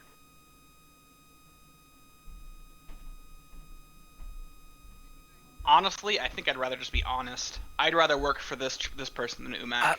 I honestly, as soon as there's gonna be a gap in the comments, I was just gonna say, fuck it, it's for a game of soldiers and just stop my bloody stop my bloody face changing because I was just getting annoyed. Just like, wait, what?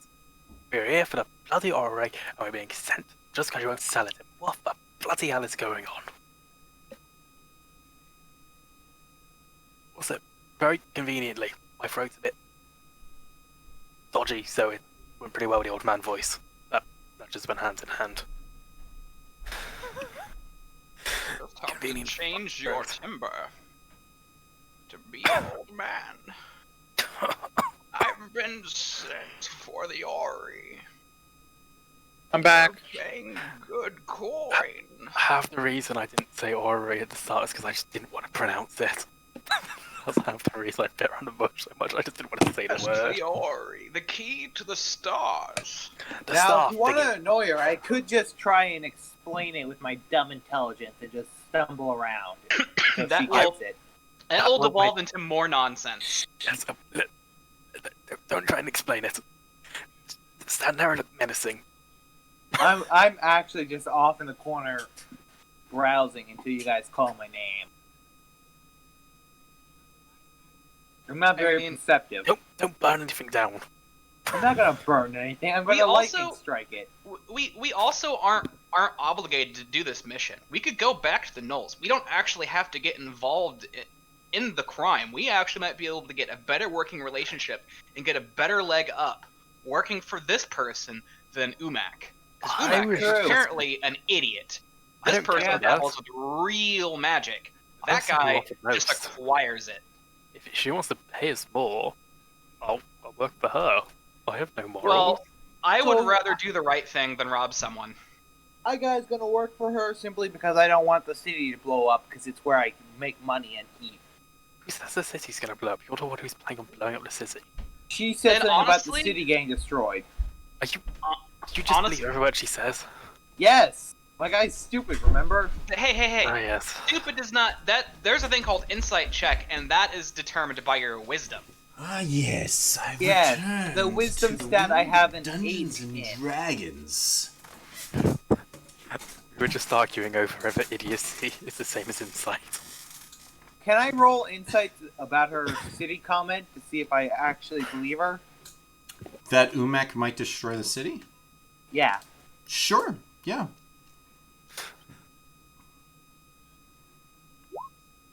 Oh, jeez. She's Yeah. everything. You don't even know where you are. I really don't. Evidence. You stared into her. You tried to. You like winced to look into her meaning of things, and you started questioning your own existence and wondering if you Were even you really allowed were here. to say, am I real? How did you get to Lard? Ask how much she will pay if you assassinate her enemy. Oh, interesting. I'm not exactly sure what we're referring to here. But we'll jump back in as she mentions Umek a few more times. So I'm going to ask aloud, since I rolled a natural 1 and then a negative 1 on my roll, am I real? Just as a side-off comment. She looks at you and says, I could help you with that, if that's what you need. Not the time for philosophy. Not the time. Okay. I have many a book, and I know some friends who would love to discuss that with you. I don't think he can read. Have I heard Umak's name been Yell thrown around back, since I've been what's in here? reading while I stare at a bubbling potion? He doesn't fully understand. There's always one in every group, isn't there? Sorry, what did you want to know? You wanted to know if I said Umek. Yes, she's mentioned Yeah, so I've Umek heard again. the name. Yeah. So Mac. I'll pull out a piece of paper and motion her over to me. She'll come over and she'll say, okay, yes, Kenku, writing, I understand. So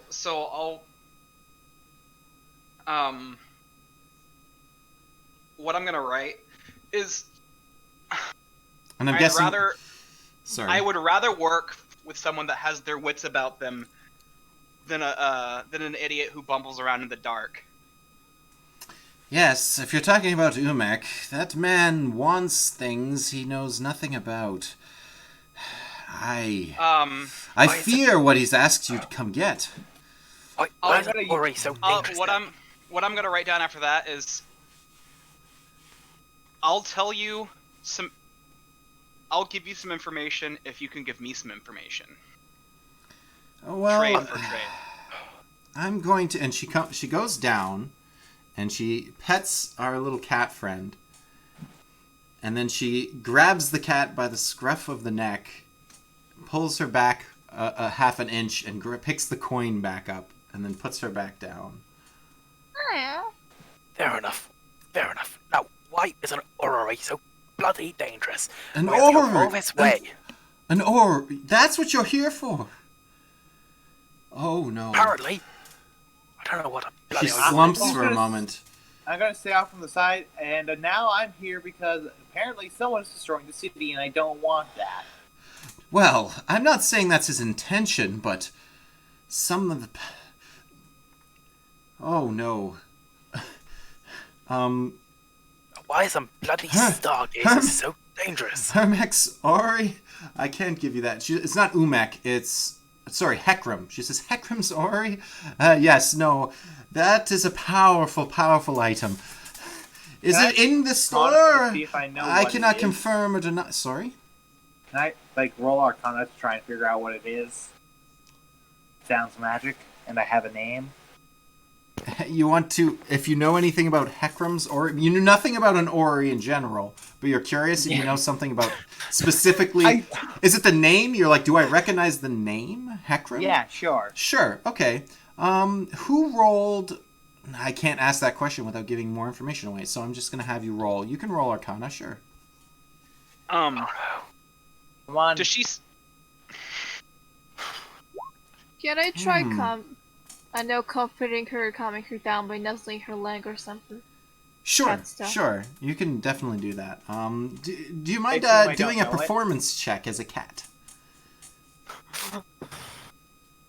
I mean, you've been Gotta doing it dance, for a dance, while dance. now, but And we'll dance. get a feel for how good of a cat you are. Oh, yes. Damn. Yeah, she's loving it. She understands. She pets you a little and says, I understand that you're sorry. Thank you. I'm going to give you this awesome... She doesn't say awesome. That's not what she wouldn't use that word. I'm going to give you this coin, though. She goes to hand it to the Kenku, because she's the one that she's near. Do you take the coin from her? Sure, I'll take the coin. Okay. And then she backs up again to the shelf near the back of the room, and she's just pondering. She's just like has her hand on her forehead and she's thinking. She puts her finger to her lip and she's thinking some more. Okay. Here's what I can do for you. I doubt very much that Umek knows exactly what he's asking for. I can give you a facsimile, a much, much weaker version of Hekram's Ori. I'm certain it will pass off. Which one? Never specified any Ori anyway, so I don't think it makes a difference. We've done our job. Raise my hand in the background and ask what a facsimile is. I'm sure your friends will explain it to you once you return. Yes, if you give me but a moment, I can give... It will still be magical in nature. He'll just be... disappointed that the rumors weren't as true as he thought. That makes no difference to us at all. Excellent. We're having money, we don't care about him. So she returns, pulls her key out, unlocks the door, and disappears into the back. While she's gone, our Kenku friend can inspect the coin even further. Sure. While you're looking at this coin, I'm just going to give you the information because DM is being generous. While you inspect this coin, you notice that it has a symbol on the coin. And I believe you were here when I explained there was a symbol on the door, a symbol on the building. This symbol, although not the same symbol, is in a similar pattern, if you will. So this coin, whatever it is, it's not currency. It's not money. It's clearly, it must have maybe some magical property to it. You're not quite sure. And it has a symbol on it that you don't recognize, but it... I have a feeling a chat may secretly know what's going on here, possibly. But yes, you have this coin in your possession now. Okay. I'm going to start writing out a letter. I'm going to be writing it in Elvish because I don't expect anybody else here to be able to read it since they're at war with the elves. And it's going to be stuff relevant to what you would know my character is after from my backstory, and I'm gonna be it's gonna be a TLDR that, and I'd like to read that. I can speak Elvish. And well, you have to. I guess you have to take it from. You'd also have to know what he's doing, I guess. And then at the end of it, is this for Tallow?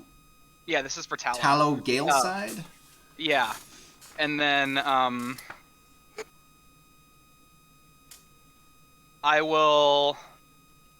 basically write a small apology on behalf of the group. Then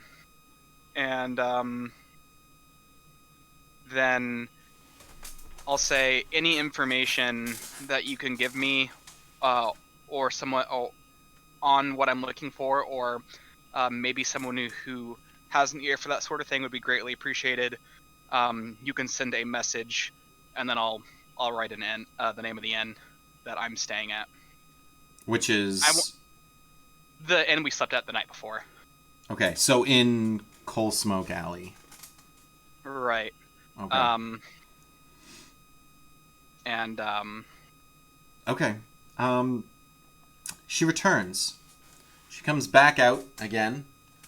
She comes out, she locks the door again, puts the key away, reaches into her pocket. She's holding something in her hand, and pulls something out of her pocket. She comes back, and you see she's holding this, I'm going to say orrery as the GM, but I'll explain what an orrery looks like. You see it's like a metal plate, and then it springs up the middle, and then there's like a heavier part, and then I'm hoping you guys are watching because I'm physically showing it with my hands, but anyways, and then there's like wiry metal out to different shapes. There's like a star shape, a ball shape, and it's like slowly moving on its own as she holds it out. And in her other hand, she's holding a cat treat, and she passes it to our little cat friend. Thanks to that performance check, she's warming up to you, and gives that to I happily Redwood. eat it up. That's awesome. Yay. And she says, Happy this... now. She explains that this orrery here has magical properties. It can turn water into ice and ice into water instantly. It's a very mundane physical effect, but I think it will suffice for what Umek's asking for. The true orrery is, well, maybe it's best I don't explain what it can do. I think you should. You've been sent all this way here, messed about. We have no idea what's going on. We'd like to know why. She's going to turn to you and give you a little look and say, I'm going to turn the corner. I would like to know how it would destroy the city. Well, she turns back. She turns back and says, when I made that comment, I didn't know what he was going to ask for.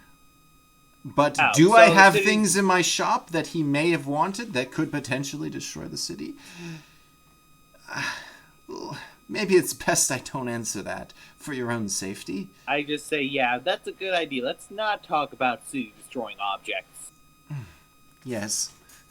I'm going to, as she's talking, I'm going to reach my hand out with the letter in it.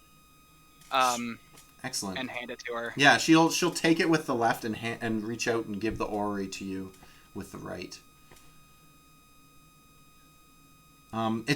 As you take it, it feels heavy, and looking at it, you would think it's fragile, but something about it feels like even if you dropped it, it wouldn't break for some reason. Even though the physical properties of it feels like it would be fragile, but you have a feeling, something about holding it, you just feel like there's a sturdiness to it, and it's possibly because of the magical enchantments involved in the orrery. Sure. Okay. She takes the letter and she reads over it. I see. A Kenku with a sordid past, huh? I won't say you're the first. I will keep my ear to the ground. I'm sure you'll hear from me soon, and I'll see what I can do. I'll just nod. And then I will, since I have the Ori in my hand, I'll just motion to the group and say Umak, and then start heading towards the door. Before I leave, I just asked, like, is there like a charting price for enchanting equipment? It might be best to just look for the Someone magical else. item that you require. I just nod my head and leave. Okay. I'll be honest, like to- enchanting requests are usually done by royalty. Oh well. Gotta like just shrug wave and my follow the tail or Kenku. something as a bye bye, and follow the Kenku out. Okay. The Kenku friend, pal, buddy old bird pal. Before the I'll go drop is 9 gold on the counter. nine Just- 9 gold. 9 gold just for the mess. Yeah, I'm gonna leave another gold coin on the counter I was browsing on. As an But you love apology. shinies. Wow, the part with 1 gold, she understands that means a lot. She should. Also, because I'm not dumb enough to anger a wizard. She stops Lars from leaving for a moment, and she says, "You know, you did ask for this." And she goes back to her cauldron for a second, and she takes a potion. She takes like a vial, and you see her dump into the cauldron. You know the cauldron isn't filled with liquid, so whatever you would think that it was just being filled with air, but as she brings it back up, it suddenly has a green liquid. And she caps it, and she hands it to him and says, "I know it's not really why you came in here, but this potion will improve your hearing." Thank you very much. How much do I hear you? Oh, don't worry about it. Oh, I insist. How much? The 9 gold you've given me is more than enough. Oh, have a good day. Have a good day. So, Alright, yeah, I don't actually, this potion doesn't exist, but if you drink it for an hour, any perception checks you do with hearing will be at advantage. So if you ever find yourself needing to listen to a door or something, hey, look at that! The fact you pretended to have hearing loss Helped. played into your rewards for this session, so that's kind of fun. Hey, nothing else, we can go into that dungeon and kill some more monsters. It's true. It's definitely an option for you guys. So what's the plan? Are you guys... I'm gonna vote we go and kill some more creatures, because we can turn this in at the start of next section. I thought we were returning and collect our money. True. Yeah, I think we should like go back and like give the Ori thingy to the dude. Okay.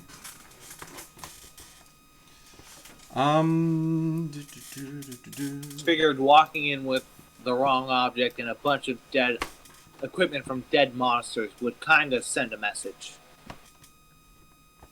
Yes. Well, But- you did the. I think you gave him the equipment already. No, I'm talking about a new batch of equipment from a Oh, new yes. batch of dead Yes, yes, monsters. yes. That's why I voted kill more creatures. Kill more gnolls. Oh, that's always a good idea. Okay, so unless you guys ask for anything different, I'm going to assume that you guys travel back to Coal Smoke Alley. Can I just kind of keep my eye out for any cats, other fellow cats? Sure. Yeah, no, while we're walking, I pull coffee up onto my shoulder. Yeah, you can roll me a perception if you want. You can even do it with your keen sense of smell and have advantage. And since I still technically have beast speech up, I'm going to say no. I know what you're planning. No. Well, she's only a cat for like another hour and like 30 minutes by the time you get topside. But you have advantage, so maybe that 15 it could get a little better. I think we know what a cat can manage in that time. It can manage many times no. at a time, I would think. A 20, wow, yes! Okay, so once you're topside, you're definitely able to see There are stray cats, definitely, especially once you make it to the main road. So with about an hour left, maybe 40 minutes left of your change shape still in your system. Yeah, definitely once you're on the main road, there are like stray cats throughout the city. You can definitely pick a couple up as you're going by, and that are just like on the street itself, never mind like a back alleyway or anything. They're just like wandering around, and people are just ignoring them, and they're weaving in and out of people walking around. None of them going too much to the center where there'd be carriages and whatnot, but kind of near the edges where there are people, almost like there's sidewalks, but there wouldn't have been in that time, but whatever. Is that it? You just wanted to know if there were cats? Yeah, I'll just take note of that. Like, this area got cats. Yeah, for sure. Basically, if you ever want to find a cat, just go on that main road, and you will definitely be able to find some cats. Yeehaw. Cat pals. Okay, so you guys make it back to Coal Smoke Alley. It's getting into the evening now.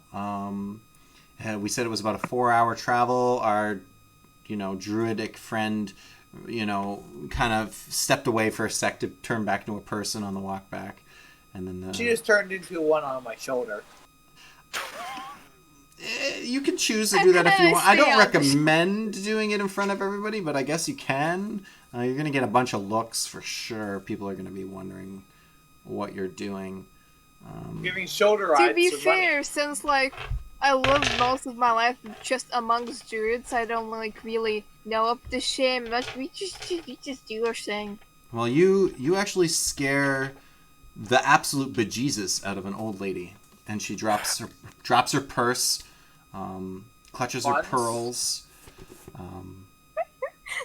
Yeah. Oh, actually, I want to just bow to that lady and then just swipe the handbag with my cane.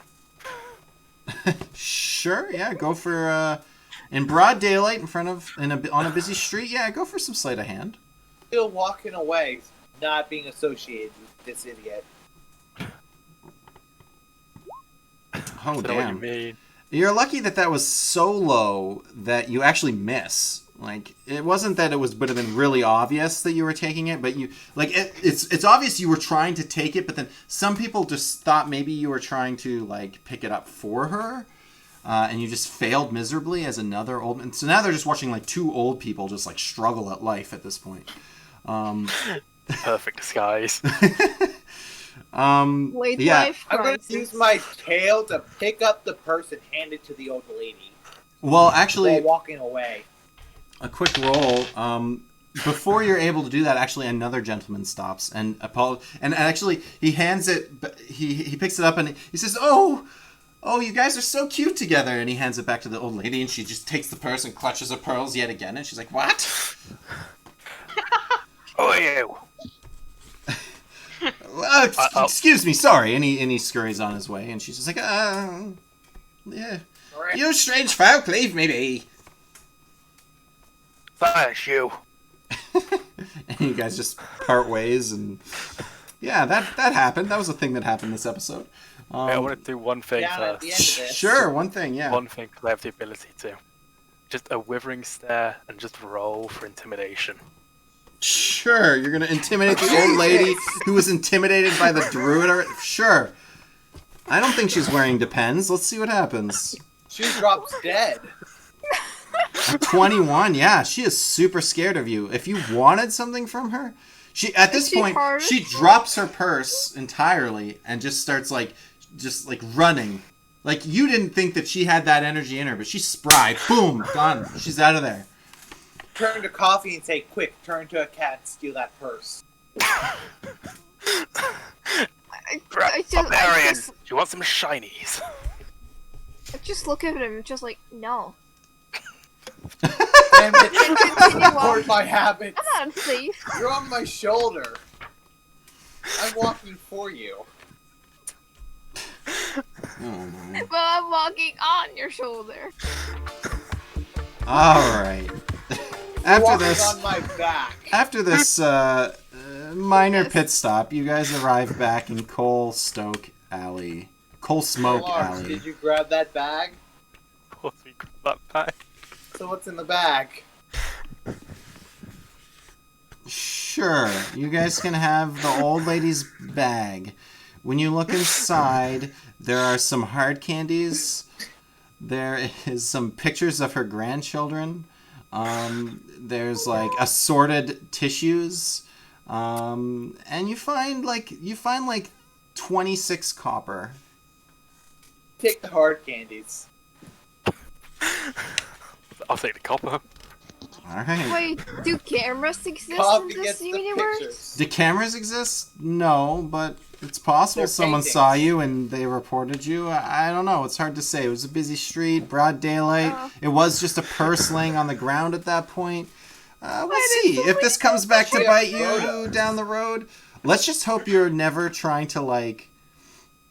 Get into a retirement home. Yeah, let's just hope you're never in a situation where you're trying to be, inconspicuous, and there happens to be an old woman nearby that recognizes you. Let's just hope that doesn't happen, because I'm untrustworthy amongst the senior We'll- citizens. we'll see if That's it's so sad. worth the 27 copper that you got out of that. Hey. It Yeah, I just absolutely want to is. remark, I'm in a completely different outfit than normal, so. And I would just a different face entirely. Yeah, I had nothing to do with this because it's petty and not So helpful. I was walking away from the crime scene.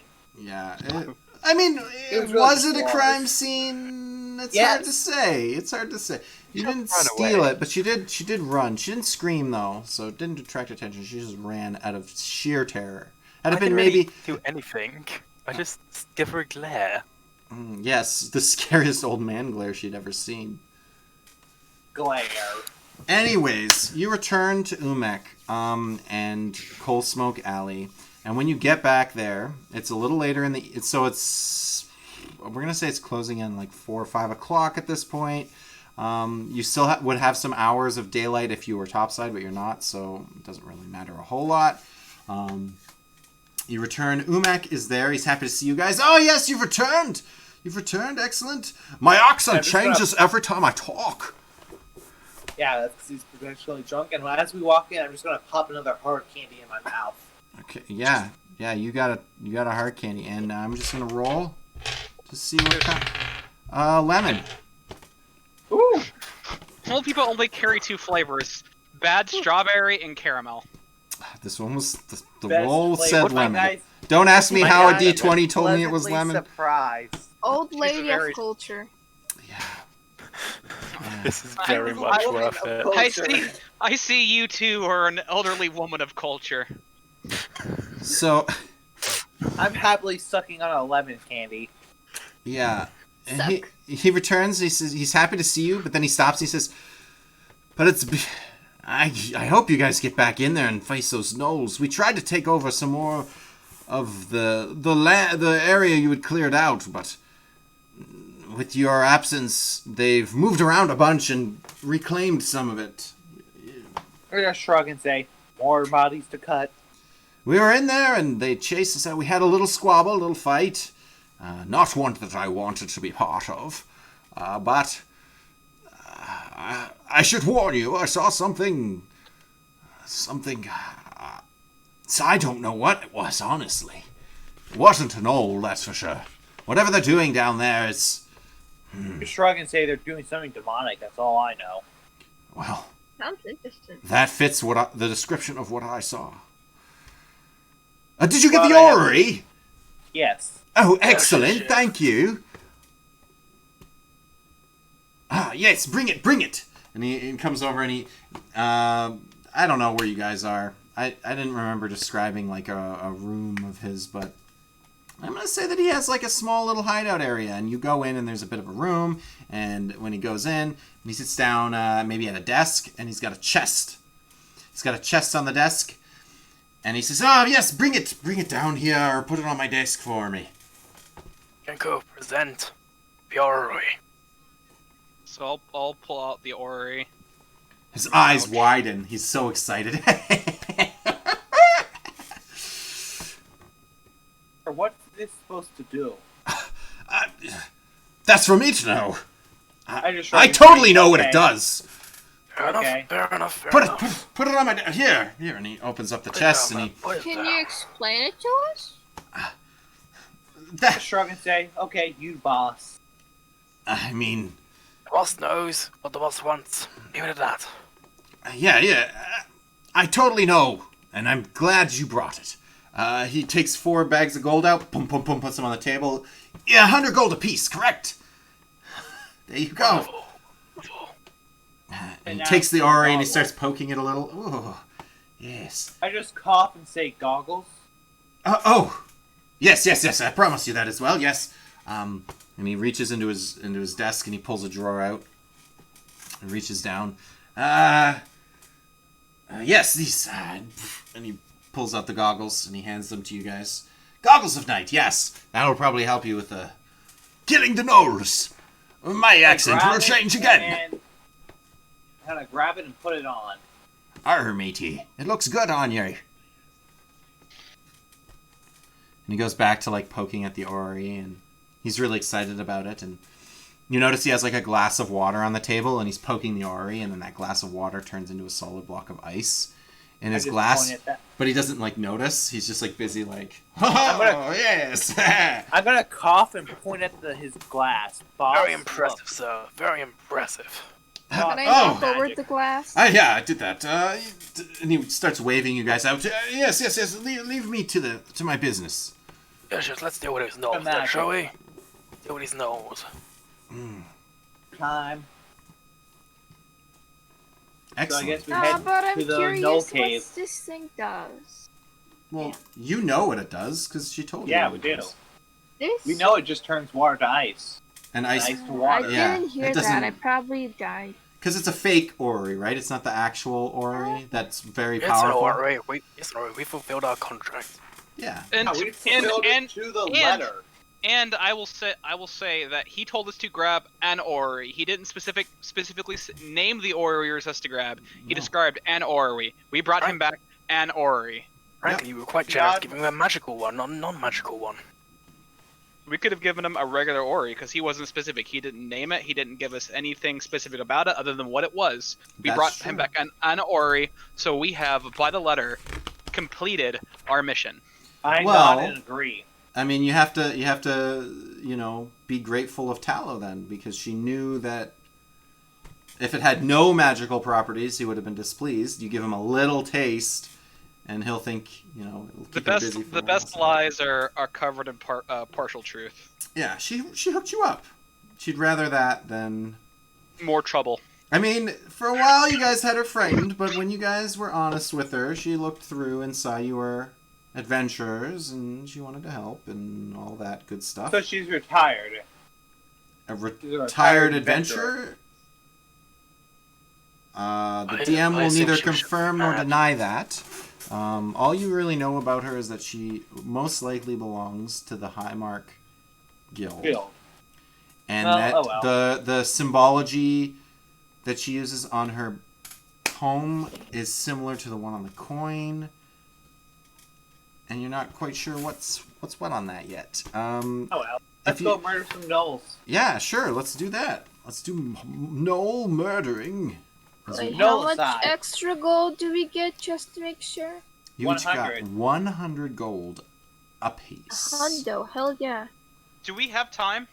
I thought I'm an hour behind you guys. And we ended at 9. We do have one more hour. Okay, all right, that's totally fine. I wasn't sure. I wanted to make sure this didn't get away from us. You have a little bit of time left. That's true. Hey, so you guys will be over at the starting area. Whoever is going to be up front with me should have those goggles. That way, we Wearing can- them. I already Yeah. have dark vision. Okay, because I Really need to good make goggles sure- are vision. I'm strapped blind to my as face. I'm blind as a goose. I have my axe out and Goose I is all have the blind. goggles on, and I just run ahead. The goggles, they do nothing. The goggles are the best. Oh, there we go. I was trying to move you guys, but I was in the wrong. I was in the non-DM one, and I'm like, why can't I move you guys? Turn to the group and say, I "Let's really go." wish my token would update, but it just doesn't. I don't know what's up with that. Let me take a look. Let me take a look at that. So if we go to edit, So I'm going to save this image. Desktop. Yes, excellent. But drag it out of the character list. Oh my goodness. Why does Yeah, it do but that? that just spawns in that thing again. Nothing against purple elves, but Can I... It Select the should be if token you on the click table. on your use- bio and info. Why can't I... Oh man, this is silly. Save changes. Edit.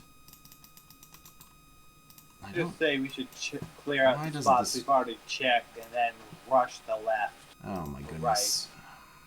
This is quite frustrating, I'm not gonna lie. It's not letting me put a token in for you. That Oh, part's man. like broken. are you on the To right fix thing? before the next session. Like, let's see. If I go to the Kenku. Oh, you don't have anything there. Well, then I'll just do this. This is fine. This is fine. This is massive. Massive. My guy just did run all the way from here to here to here. Okay, I'm much happier with that now. Sorry. Can we put everyone back in the... Your plan is Oh, yeah, to just sure. run ahead and see what's going on down that way? Yep, I just run this way to check the monsters Okay. we already slaughtered over here. There may be some, so I'm just going to... Boop. I'm going to pick a I'm spot. going to. Can I make some stealth checks following him? Because if he's going to go out and Yeah, draw sure. the attention of everything between here and, you know, the center of the earth, I would rather not be right next to him.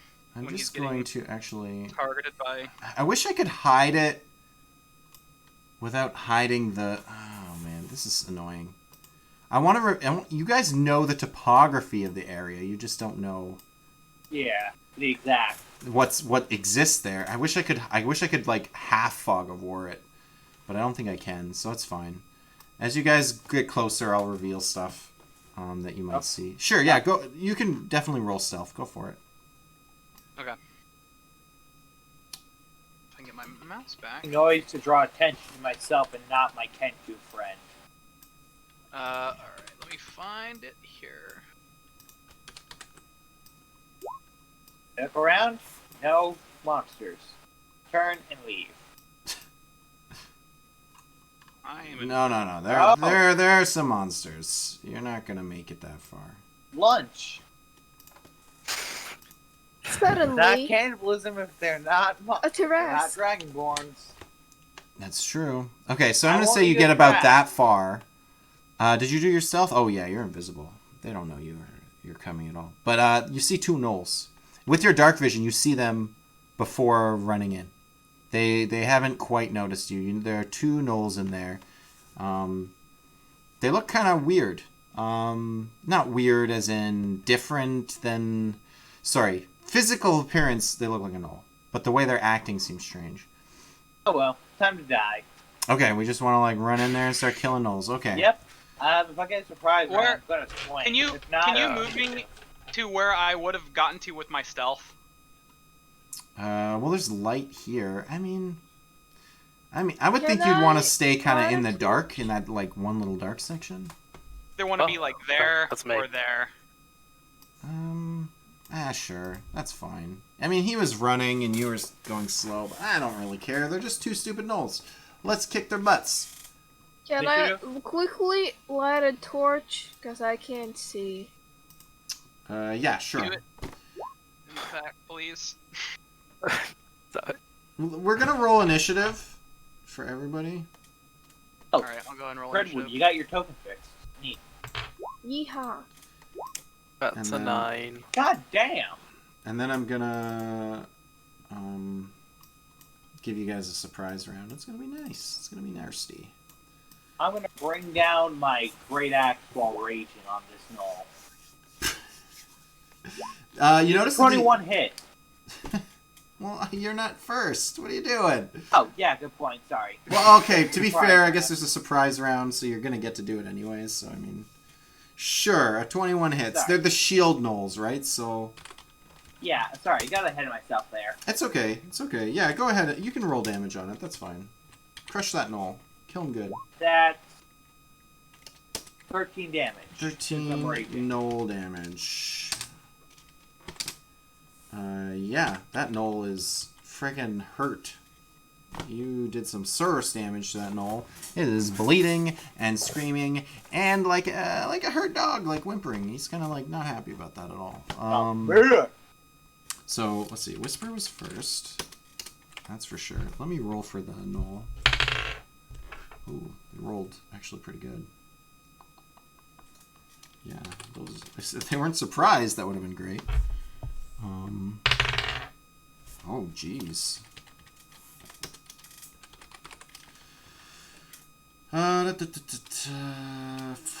14 is Zarek, who has kind of already done his surprise round anyways. You would have, you know what? If you want, you would have had advantage because of the surprise, I think, too. If you really want. I don't care. You can roll it if you want. Just might as well check to see if I get a nat 20. Yeah, go for it. Here it is. It's probably not going to be. 5% is not very much. Okay, awesome. So, after Whisper goes, it's the enemy's turn, but it's a surprise round, so they don't get a turn, but you'll no longer get that like weird advantage thing on them. You'll just get their extra attack. I have not gone yet, though. Oh, you're right. I'm getting confused because Zarek's after them. Whatever. I let you roll when you shouldn't. It doesn't matter. It's Whisper's turn. Yeah, you get your surprise shot first. Okay. You're super duper, 2 shots, badass as hell. All right. The murder death arrow. Yeah. Yeah. I like it. So actions. So here is first roll. I'm glad I get advantage. Oh yes. An 18. Yeah, go for it. Which one are you hitting? The healthy one? No. Yeah, I'm hitting the healthy one. Okay, go for it. Roll some damage. With that clickety click. You should just be able to click the thing, I think. A 10 piercing damage plus a d4?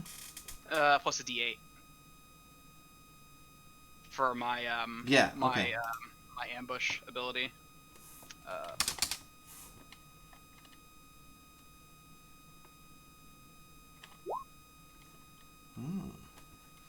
So 13 damage, same as the barbarian. And you get a second shot on him to try to finish him off. Since I'm invisible, I still get advantage. I'll roll to see if I get a nat 20. I do not. I have to look up your... Yeah, do the damage. Do that damage. I have to look up your ability really quick. It may be relevant. Wait, why did it... sorry, I rolled the hit, not the damage. Yeah, that's okay. 4. So 17 damage total. Okay. I just wanted to look at your... Oh, you want to know what... thing. It's called... what's it? Traits. Gloom, it's called Dread Ambusher. I get +2 to my initiative rolls at the start of your first. Oh, you're asking about the invisibility thing. You gain dark vision out to a range of 60 feet. While in darkness, you are invisible to any creature that relies on dark vision to see you in that darkness. Okay. I just wanted to know. I was just trying to figure out what doesn't rely on dark vision. So it would be. I think it's probably going to be things like blind sense and blind sense or low light, anything like that. You know. Yeah, I thought something was going to come up. Doesn't look like it, so that's okay. Yeah, you did a whole bunch of damage. His arrows go right into that guy. It's holding on for dear life as the arrows are draining the life out of it. Zarek went his turn. Redwood, and you lit a torch so you can see. Yep. Technically, when you're that close, you wouldn't have been invisible, but that's okay. I'll say you hadn't lit the torch yet or something. So just gonna like walk over and thorn whip this one. Go for it. That one's real hurt, so you might get him. 22 definitely hits.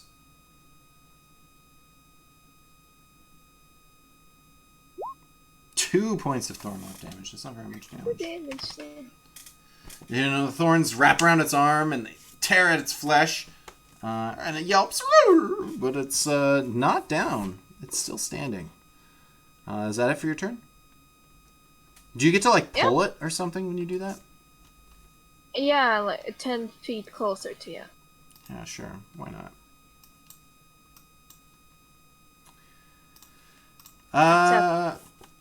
Lars. Yep. Firebolt guy. All right. 21 hits. Yeah, you guys are just on fire. And now that knoll is on fire. Which one were you hitting? The one, That one, yep. That guy already took 13 damage. well, Yep. that's not enough to finish. It's burnt to a crisp, and it's like leaning against its spear on the ground, trying to keep itself from completely collapsing to death. We're back at the top of the round with Whisper. Okay, I have a technical question. Okay. It says at the start of your first turn of each combat, did our ambush count as the surprise round count as the first round of our combat, or does that start now? Well, I gave you the extra hits already, so I mean, Okay, I'm gonna count it. that's fine. Because I wouldn't have I just given wanted it to to you. make sure. I'm pretty sure a surprise round is still a regular round. It's just the enemies are surprised during the first round and don't get a turn. That's what I thought. I just wanted to double check. That's how I'm gonna rule it moving forward. I could be wrong. Feel free to correct me. But that's how I'm gonna play it. You're the DM. I'll go with you on this. Sounds good to me. Okay. Then I would like to. Slay some gnolls. Yeah. Well, I'm in torchlight now, so I'm not That's true. invisible. Sorry. If I. Damn it.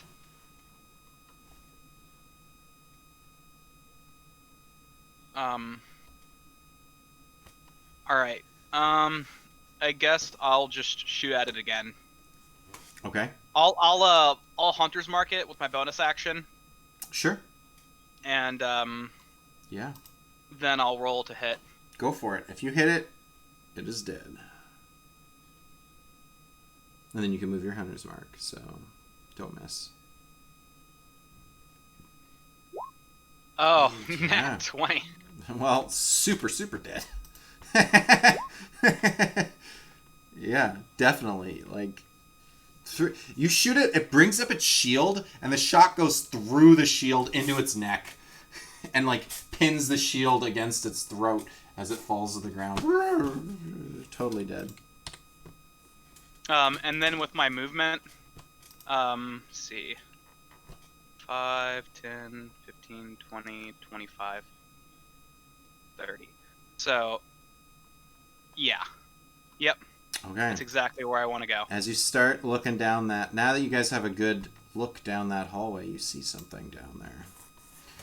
You see something that looks unnatural, especially with your dark vision. So you can't see color, but what you do see is something winged, something, like it has arms, humanoid-esque, but it has like a tail, long spikes. Whatever this thing is, you're not sure exactly if you've seen this thing before. Yeah, well, I mean, you guys can always try to like discern what it is on your turns if you want. But you're not quite sure what this creature is. It's also holding a fork? Pitchfork? Yeah, like a big pitchfork. It's like a two-handed weapon. It says when it attacks with a fork attack, but I mean it's a big ass fork. So this is probably a gluttony demon if it's demonic or something. So yeah, you see this thing, and now it is actually their turn. So it's actually going to come at you. As it flies up. How much fly speed does it have? Oh, plenty. Yeah, it's going to get into combat with you, my friend. And you're going to notice that coming behind it is 2 more.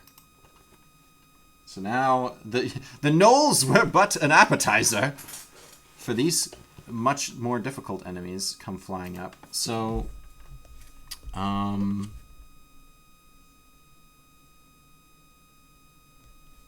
okay, let me just look at all of this. This creature, I have not fought with this thing before. Okay, so it's going to attack you. It's going to use, how does this work? 12. That's interesting. Okay. It's going to try to bite you. And it rolls a 14 to hit. Does that hit our ranger friend? Me? Yes. 14. Let me check. No. And the fork is under that, so And it if goes. it needs dark vision to see me, I'm still technically invisible. Because I've got cover from the light with the rock. No, that's true. Okay. Yeah, that was the thing I was concerned about, because it has better vision than dark vision, but I think it's still technically dark vision because it's in senses. That's where it says. I'm pretty sure it can't see you, which is too bad, because it has very good ability to see in the dark. But yeah, so it would have had disadvantage, but it missed twice anyway. So that's what it is. What it is it swings around, swinging frantically at your general direction. I'm not actually sure how it knew you were even there then. Now that I think about it. Clearly, it's you know. just high on adrenaline hunting for me. Yeah. Well, actually, I think it has a little bit of movement left, so it can actually come in here. And since it has the flyby ability, you do not get attacks of opportunity when it goes moving. So the gnoll will actually freak out and try to run. It's not going to run towards the demons, though. It's going to try to run past our friend here. When it does that... An attack of opportunity. Yeah, attack of opportunity for the barbarian and for Lars if it's still alive. Probably not. 14 hit him. No. It has a shield. It will actually manage to not get hit by that. Well, Wait, can I make a reckless attack as a reaction? 19 hits him. I'd have to look at the wording on reckless attack. I mean, you would have had to have said it before you started swinging. Yeah, okay, good point. I think you might be able to, because I think it just says when you attack. When you make your first attack on your turn. Okay. It has to be your first attack on your turn. Since it's not your turn right now. So no, you cannot do it as a reaction. Fair enough. Yeah, but That would the be puncher... Do you have a dagger or something, Lars? Yeah, I have a dagger. Yeah, go for it. Dagger that gnoll. Oh, 3 damage. points of piercing. Yeah, that's exactly how many hit points he had. That gnoll goes running past you, and you just as it goes by, you just hold the dagger up, and it kind of runs its neck right through the dagger, and you almost don't have to do anything. It just kind of kills itself by accident and rolls onto the ground beside you, bleeding to death. If I somehow saw that, I'm just going to say good job. Yes, I think you might have. Zarek, it is your turn to fight the demon Right, menace. now, since you said it's a demon, I don't really care. So I'm going to bring down my great axe on it with a reckless attack. Okay. Does a 12 hit it? A 12. Ooh, no. So close, actually. A 12 does not hit it. Something interesting about these I'll tell you now as you get more look at them. These devils, they actually have resistances that are overwhelmed by silvered weapons. So, Wait. I hadn't actually picked that. I picked them because they look cool, and then I looked at it and I was like, oh damn, that came. So since it's up close next to me, what would I be rolling to try and figure out exactly what kind of demon it is, or devil? these be barbed? Would it be like a religion? Sure. Yeah, you can give me a religion check. That's fine. I know nothing about them. Yeah, you have no idea. You know that it I think wants they to might be die. angels. It wants to be dead. But you can't seem to get it. Redwood, it is your turn, my friend. Because Thorn Whip has range of 30 feet, I could just hit him. Sounds good. Go for it. Barbs on barbs. I don't think that hits. Ooh, yeah, no, a 9 doesn't. These are actually relatively easy to hit enemies, but you guys have just not been rolling. You slaughtered those gnolls out of the gate. But now you're Experience murdering them. Yeah. Is that it? Nothing else? I'm gonna walk over here. I don't know. Okay. You're gonna shine light on your wanting to be invisible friend. Yes. Could shape. Okay. Lars. Our sorcerer. Alright then, let's move a bit Want to show forward. this devil how it's done? Lovely, lovely, lovely. Oh then, devils, they're like bastards to be hitting, aren't they? So, I'll go fire a chaos bolt at them. Chaos Bolt. This will be exciting. It has some damage, resistances, and immunities, so if you choose the wrong elements, you might have trouble.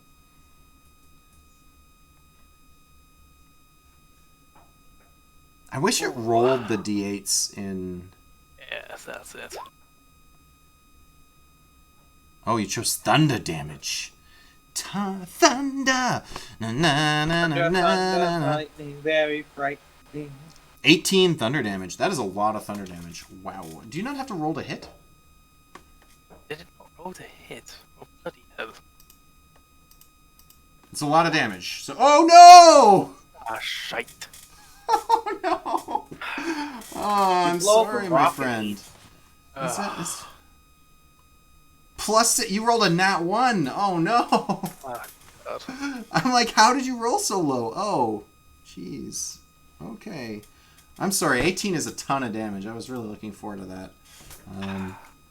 These guys are relatively fragile, so that would have been quite powerful, but sadly, your Chaos Bolt blasts into the wall beside it, and it turns... what languages does it speak? Ooh. It reaches into your mind, and you can hear in your mind, it says...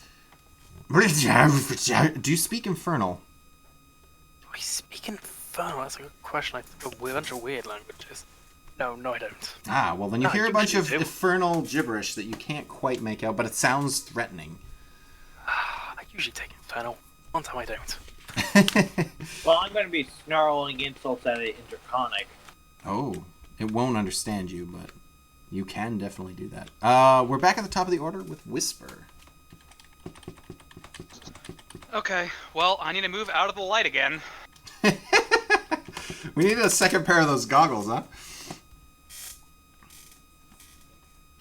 Not giving them up.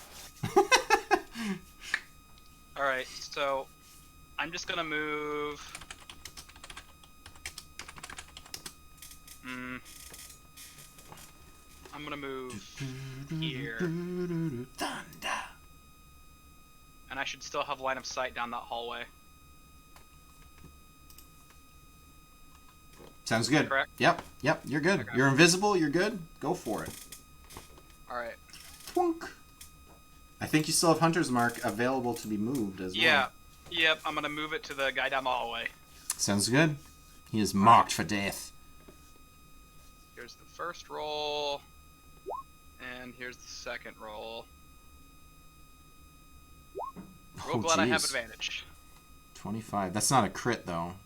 No. I wonder why it's green circled, though. I thought that was supposed to be crits. I think that just does it. Oh, wait, no, that's over 12, too. So weird. Alright, yeah, go ahead. You definitely hit. You hit this creature. For And 4 points of damage. I'm thinking just 4 points of damage. I'm not sure why there was Piercing damage, piercing critical damage.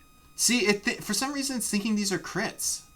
So when you clicked the roll damage, it added critical damage, which was Okay, weird. I'm just gonna roll the regular damage. Well, now you did the 4 piercing. Now you got to do your hunter's Okay, mark, right? all right. Yeah. It was a D8 plus 3, and you rolled a 1. That sucks. Okay, and is the hunter's mark the same damage as the weapon, right? So you've done 6? No, it's 1d6.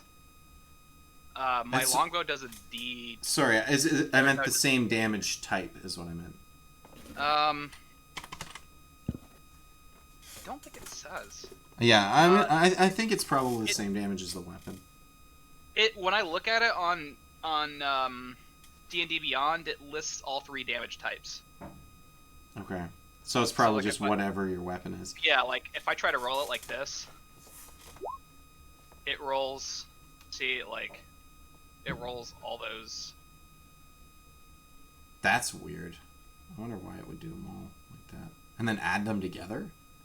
That's so strange. That doesn't really make sense. Oh, well. We'll- I'm going to say we'll it did call it 6 points of 2. damage. Okay. You hit it. But it,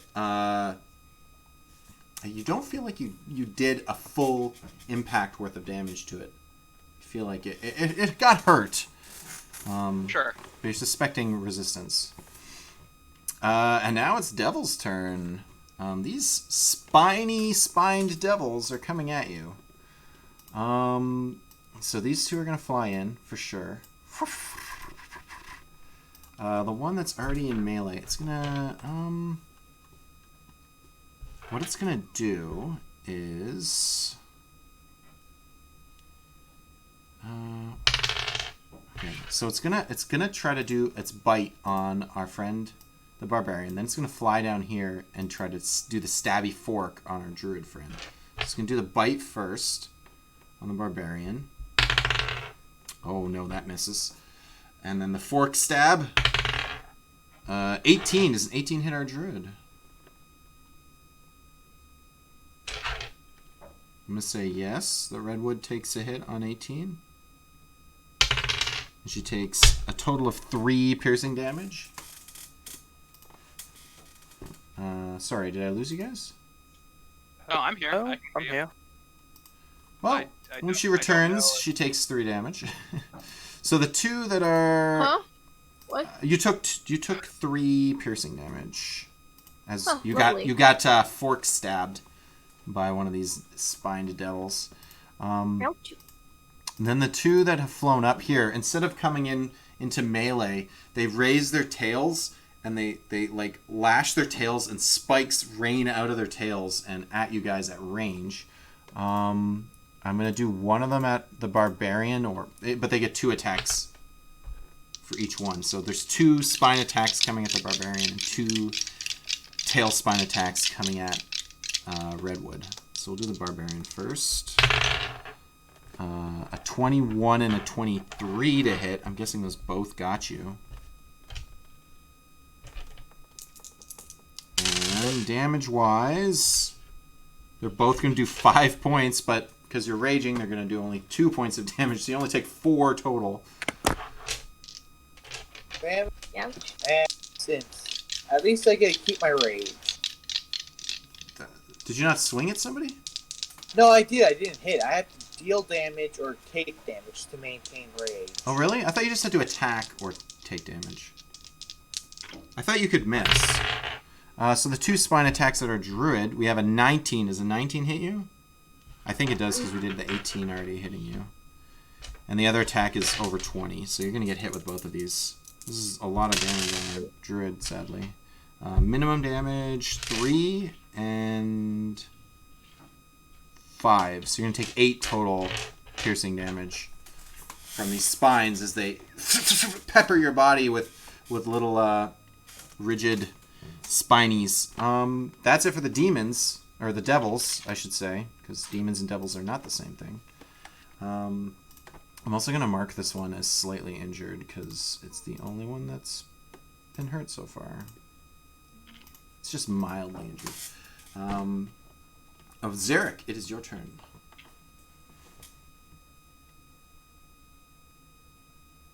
You feel like a porcupine, tried to pet you. Tried to brush up against you. Zarek, are you there? Sorry, my mic cut out for a second. Okay. I'm gonna. They have the flyby feed ability, so I'm gonna move in front of our druid friend and take a reckless attack at this guy. My Sounds great good. Going reckless. Ah! Swings out. 16 and a. That's good, though. That'll hit. So that's. And you do full damage because you silvered that axe. Oh, so that's. 8? Full damage is. Oh, wait. It just 8 means damage. that. Yeah. Oh, so they can't resist? Okay. Yeah. Yeah, so you did 8 total damage because of your rage as well. Awesome. Yeah, for sure. It felt that one. You claw like through its wing. It tries to put its wing to guard it, and you just like cut through some spines and cut across its wing. I give it a grin as if to challenge and say, "Come at me, bro." It points at you, and it accepts your challenge. I point back with a grin. You hear its voice in your mind, but again, you don't understand. I respond in Draconic or Common. Well, If it doesn't speak my language, it's gotta die. I guess you gotta say it out loud though. Does anyone speak Infernal, just in case? I do not. Okay. bunch of Redwood, demon your worshippers. turn. I mean, You've taken you can some speak damage. in our language. You're Telepathy speaks in your mind. Anyone can understand telepathy. Oh, really? Oh, Yeah, that's the rules of telepathy. Okay. So what did it say to me? I was under the impression that telepathy. No, it's its own language. Telepathy is. It's a weird thing in D&D. It's something I looked up because of the whole weird campaign idea. Oh, where you have telepathic links between each other? Yeah, it's pretty much transmits into your mind. That's why it ignores language barriers pretty much. And this is just a general rule for telepathy as a language? Yeah, it's a separate language. That's why it's got a range rather than just being like spoken. It's because from that range, anyone can understand what you're saying, or rather thinking. Forgot about that until just now. Thought I've been looking at devils. Okay. Well, then they just said gibberish so far. Don't worry about it. Where is it in the initiative? Yeah, where is it in the initiative? Redwood. yeah, You're still above half health, right? So you don't look wounded to anybody? yeah, I'm Okay. good. So, in between sessions, I learned how to read, and apparently, the entangle spell has like a 20-foot square, radius thing. So I'm gonna entangle like these two losers. Yeah. Go for it. And they'll have to succeed a strength saving, so Strength they're saving. strained. Alright, so the one closest to you guys rolls a 10. No, that's not gonna do it. And the other one rolls a 20 something. So this one is restrained right here. I'll put a little snail on him so that we know he's restrained. He's also actually hurt as well because he just took a bunch of damage. So awesome. No more flyby for that guy. He's restrained. Can he attack? I think restrained just keeps you from. I'm not sure, not gonna lie. I'm looking it up. I'm just trying to be useful. No speed. Attack rolls against it have advantage, and their attack rolls have disadvantage. And disadvantage to dexterity. But it can still attack from where it is. It'll just be disadvantaged. Or it can try to break out. Yeah. Oh, I'm also gonna. Yeah, it has to use his action to try to get out. Okay, good to know. Good to know. That's my turn? Yeah, you're good. That's it for you? We are at Lars's turn. Right. Time to fire another chaos bolt at nearest little shit. Sounds good. Don't miss this time.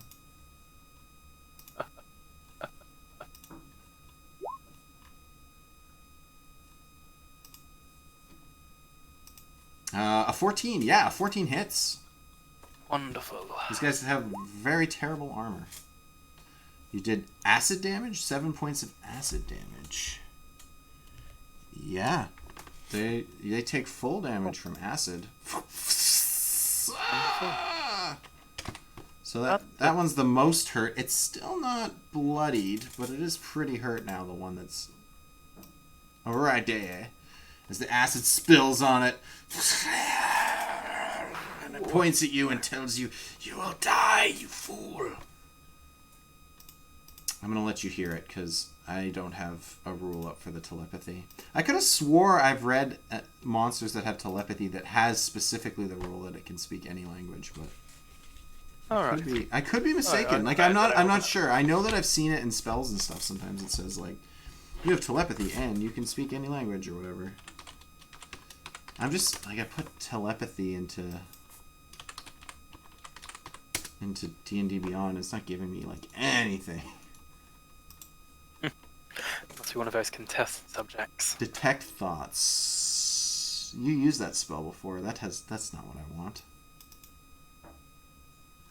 Yeah, I don't know. We're just gonna move to the top of the order. Whisper, it's your turn. Okay. I'm gonna go ahead and take my shot at the guy I've been hitting.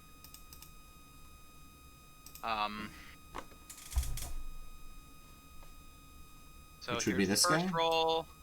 Yeah. I'm glad I have advantage. It's pretty good being invisible all the time. Yeah, but apparently my rolls are still dog crap, so... Did it not go through? It did not. Was it another miss? Is that why it was dog crap? Yeah, I rolled a 4. Alright! That's 7. Arrows just flying and not doing much anything. Yeah, you've made an enemy with... Let's see. We're gonna have these guys all split up for the melees. So the one that's gonna fight our barbarian friend has disadvantage because it's restrained. It's gonna try to hit you anyways. It's gonna do its bite fork combo. Bite. 13. Fork. 8. Does a 13 hit our barbarian? Not unless it's an 18. You have 18 AC? Oh, 16, sorry. I was thinking of something else for a second. I know somebody picked up a cloak of protection, so someone's AC. I did, yeah. That's why I have 16 now. Well, either way, it just misses and does nothing to our barbarian. Then we got one on the druid. This time it doesn't have disadvantage, so it's just going to attack. Straight up bite. 21. Oh, and a nat 20 on the fork. Man, you're going to take some damage. I'm so sorry. So you're going to take... The bite is going to come down and deal 5 points on you. And then the fork, as a critical hit, is going to do another 10 damage. So 15 total damage on our druid. Are you still standing? I'm still standing, but I'm hurting. I'm ouching. I'm still standing. You should wild shape. Bite and fork on Lars. Yeah, that will actually save your life in this. Oh god. Is your AC actually 9? I was testing to see if I'm competent. My AC is awful. Well, I rolled 2 9s. I'm really hoping they didn't hit you. My AC is a 9. Okay, so then... Don't you have shield? No. How do you have AC less than 10? His dexterity is -1. Holy shit. And he's not wearing armor. I mean, you could just find leather armor, couldn't you? Oh, no, but you don't want to, because then you can't change your shape as you... I feel like you could go into combat, maybe, with armor, and then take it off when you're doing armor sub... spell like last century. Get some mage We're gonna armor. pollywop before we get too much farther into the game. Nothing was a critical though, so you're just taking the bite, which is going to be 7 points of slashing damage, and the fork, which is another 5 points of piercing. Don't tell me you also have 9 HP. Is it better for that? Oh, I'm gonna have to step jeez. away real quick. I'll be back in a minute. Something just came up. Maybe you can convince these guys to all pile on the barbarian and maybe leave the spellcasters alone. Give it a shot. Okay. That's it for them. Zarek, you're up. Eric just left. Oh, you know what I realized? He was reckless, so it was actually supposed to have a straight roll because it had disadvantage and advantage. That's okay. I screwed up. I forgot the barbarian went reckless. It's okay. You guys can kill the devils. It's okay. You just gotta like, I mean, I might not survive it. Gotta just Roll better than, a 4. I mean, it's more the fact I only have 10 health left now. It's got to be more than redwood. Probably. but the Yeah, fact, I'm on 12. Oh, really? I'm only Oh, a wow. little better. well then Well, yeah. there you go then. Maybe I should just so- never attack the sorcerer. The sorcerer's real squishy. The thing is, they can't see. They can't see me. So yeah, they're just like always gonna go after the other players. It's gonna, I don't know, it might actually be good for you to be visible just so you can draw attention. I mean, the worst part is, I only have a dagger for melee attacks. And my strength isn't that good.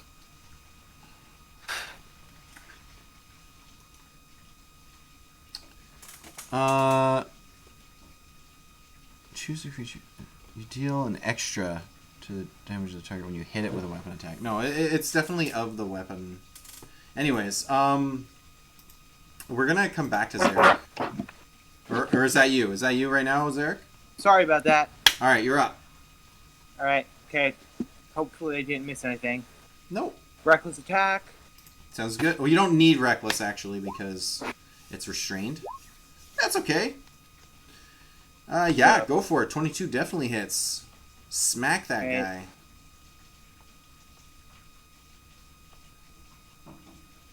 That's 11 damage. 11 damage. Yeah, that's a lot of damage. Yeah, you cut through this thing. You take like a wing off of it, and it comes up and like whips its tail to keep you from like cutting it right down the middle. It's on the verge of death. This thing looks so terrible. It looks at you. Grin it. Yeah, go Go ahead. ahead. No, you can No. you can tell it what's up. No, you can go ahead. I'll say what How dare you! In your mind, of course. Only to you. Yeah, Redwood, you're up. So, what would be the rules of like casting a spell and like also doing a spirit totem thing? Is that possible? Is that a thing? I think you can. Like, if you want to do healing word plus spirit totem, I think that's allowed. Because the spirit totem is not a Yeah. spell, so you're okay. Did I take any damage while I was gone? I don't think No. so. No. Okay. Everybody else did. Your spellcasters are both hurting very bad. Well, that's what they get for being squishy and not wearing armor. I think your druid is wearing armor. Yeah, I was more I got studded leather. Yeah, you guys got studded. Sadly, not padded, so I don't have abs. So what's the plan here? So- Spirit totem? Yeah, spirit totem. I call upon the spirit of the unicorn. That's useful.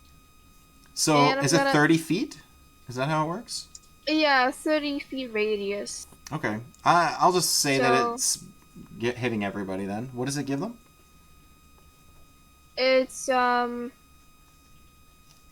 get advantage on our ability checks, and like if you cast a spell using a spell slot that restores hit points to any creature inside or outside the aura, Each creature of your choice in the area also regains hit points equal to your druid level, so it's useful for healing.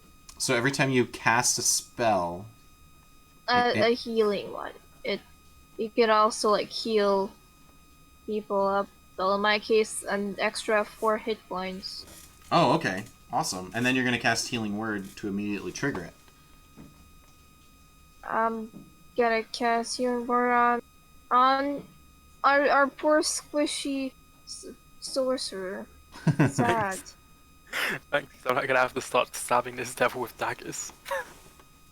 Yes. Here we go. Should I use my second level spell slot?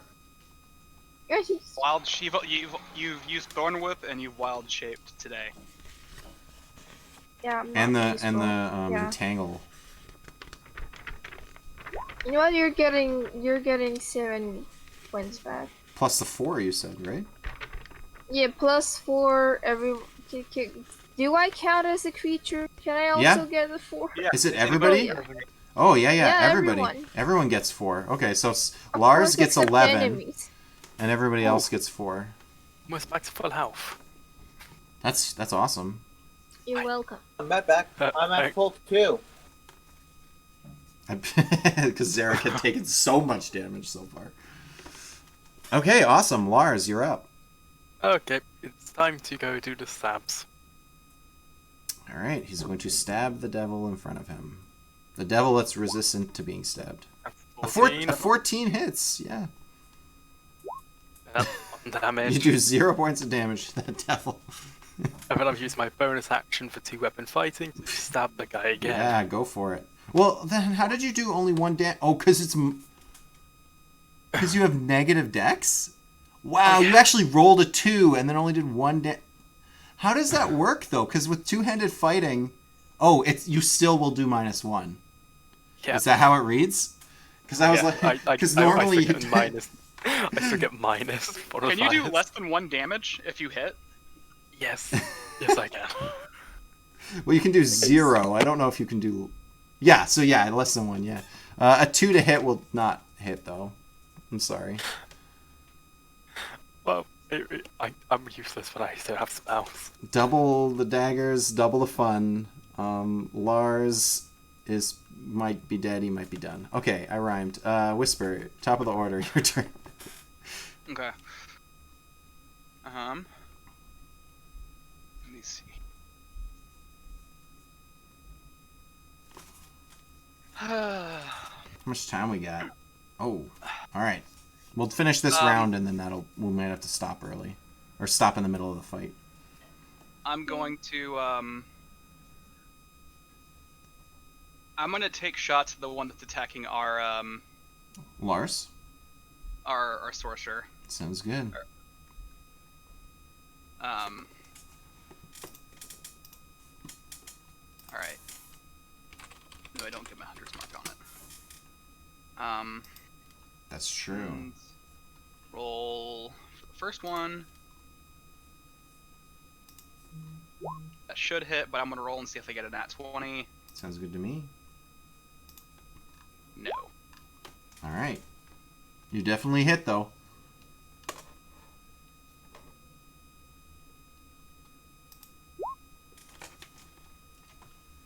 $11 points of damage? Yeah, I rolled max. 11 points of damage, but then it's halved, so it's only going to do 5 points. Yeah, it's still real good, though. As it actually gets it in its like neck, chest area, and the arrow is poking out of it as like another spine, basically. That turns and points to you. You're next! And the devil turn. This devil is going to fly by. Oh, yeah, he doesn't know where you are, though. You're still invisible. Yep.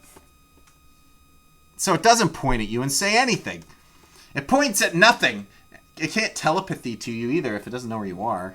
So, never mind. You heard nothing in your mind.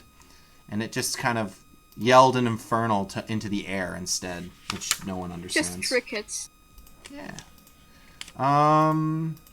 I think they're just going to stick to the... Well, you know what? The one that's trapped is going to try to break out. Even though it's on the verge of death.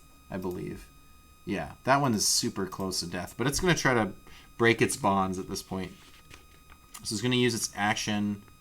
It needs to do a strength save. What's the DC? 13. 13. It rolls a 3, so no. It is still just going to struggle there and not do anything. We got one on Lars. Oh yeah, you stay there. And one on our druid. So we'll do the druid first. Bite. A natural 20. Fork. Again? An 18. Oh my goodness. Oh my goodness. I'm so sorry. The bite does a grand total of 8 points of damage. And then the pierce from the fork does another 3, so that's 13 points of damage. I think you're still up because you healed yourself for 4, but you are so close. Everybody looks at you. You are just like, you are hurt. I only have 3 health. And then we got Probably wild shape. 2 attacks on Larsy Boy. Bite. And I'm not going to even... They're both more than 9, so you could take both hits.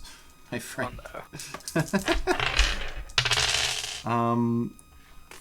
4, 8, 10 total damage.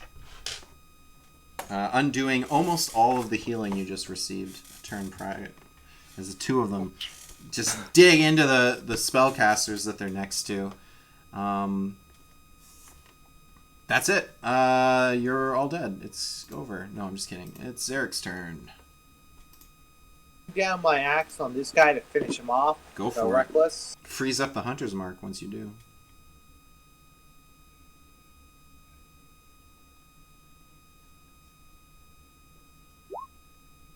Uh, 17 hits. It does. I actually don't think you can fail to kill him. That is 16 damage. Yes, for sure. You like do like one of those epic like God of War finishers where you grab him and you hit him with it, you stick your axe into him, then grab his wings and rip them off, and then dry your axe back out, and it's just in pieces in front of you. Keeping those wings as a trophy, by the way. You can keep a bunch of devil flesh. That's your prerogative. Well, I want the wings, but Yep. then I'm gonna point at this devil and snarl at it. You're next. Yeah. Are you gonna run up to him? Yeah, that I expend my movement to move right in front of it, or behind it, I guess. Yeah. You've definitely Now caught you're its flanking. attention. The one on our druid is still completely fresh though. Redwood, your turn. I'm Wild wondering. shape. Well, you could cast Healing Word and then Wild Shape. Can I? Oh, that's good. Wait, can I? I don't see Aren't why those not. both, aren't those both actions? Yeah, our He- guild's open. I'm not immune. to it. Healing Word is a bonus action. That's how you did Oh, it it last. is? That's how you did it last turn. Oh snap! Wacky. Or That's good. am I crazy? Is the totem a bonus action? Wait. Oh, the totem is a. Yeah, Okay, the totem. I technically you can't do totem and healing word. Then you have to do totem and a regular spell. That's fine. I already let it happen. We're just gonna move on. I didn't realize the spirit totem was a bonus action. What? They're both because Healing word is a bonus action. Yes, if you took healing word, yeah. So there's healing Yeah, word, yeah. and then there's what's the other heal? Wait, I also Cure wounds. have healing spirit, which is, but then again, that's concentration, and I don't know how that works in wild shape. I think that breaks it, huh? I don't know. No, I I don't think so, I think you actually. keep it. Yeah, you keep it. But every time you get hit, you're still gonna have to roll to see if it breaks, like you normally would. But yeah, you can keep your concentration. It's a raging barbarian's concentration would be broken, but they so rarely have spells. Well, gotta summon, cast healing spirit on like. Well, I mean, you can do healing Uh, word or healing spirit. They're both bonus actions, so. Well, it's more. Healing word would be like a one-time heal, while healing spirit just kind of is like a little thing that heals you for like a Yeah. minute if your concentration doesn't break. So that Go would for be it. useful for keeping the sorcerer alive. So, What's yeah. your... It heals a number of times equal to your... It's 1d6. So 4 times... Yeah, 1d6. So who are you gonna... I'm putting it like he's getting a healing cat, the sorcerer. Okay, so Healing, he gets healing ghost cat. 6, and then everybody gets 4? Again? Yeah. Because the totem's still up? Awesome. Yeah, as long as you don't move, it'll just like keep healing you every turn, which is pretty sweet. So And then you're gonna wild shape? yeah, into a bear. Bear time. It did good last time. Bear time, hell yeah. Bear this time. Lars, your turn. Alright, well then, I'm gonna have to try and take a step back, even if there's gonna be opportunities to get attacked. Yep. It's gonna get a chance to fork you. It successfully forks you because Of course. it's really hard for it to miss. 5 points. Okay, well, at least I'm away from it now, so I can go and fire a nice chaos bolt at it. Do it.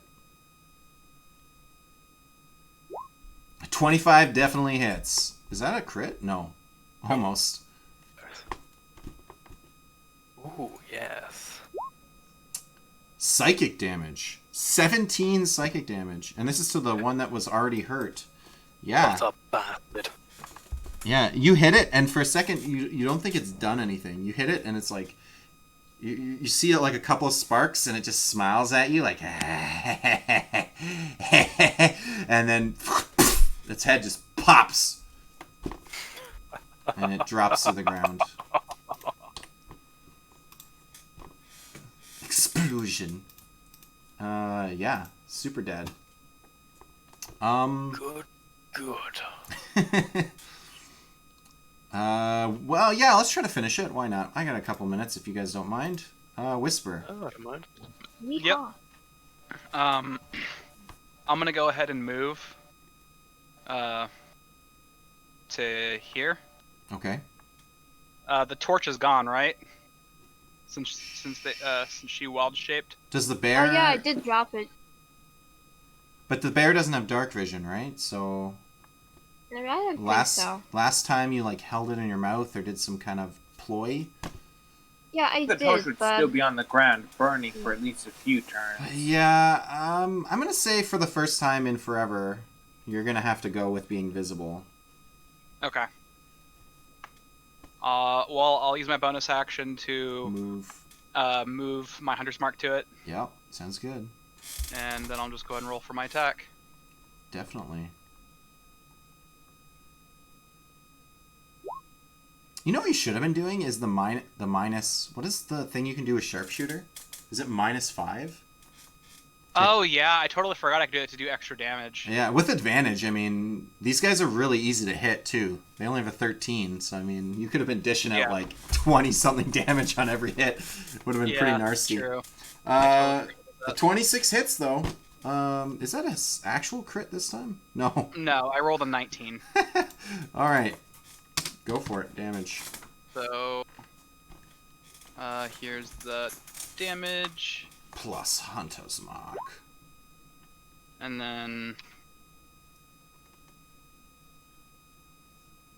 the d6. 15? No. 13 have 7 points of damage. The Hunter's Mark damage is magic damage, if it matters.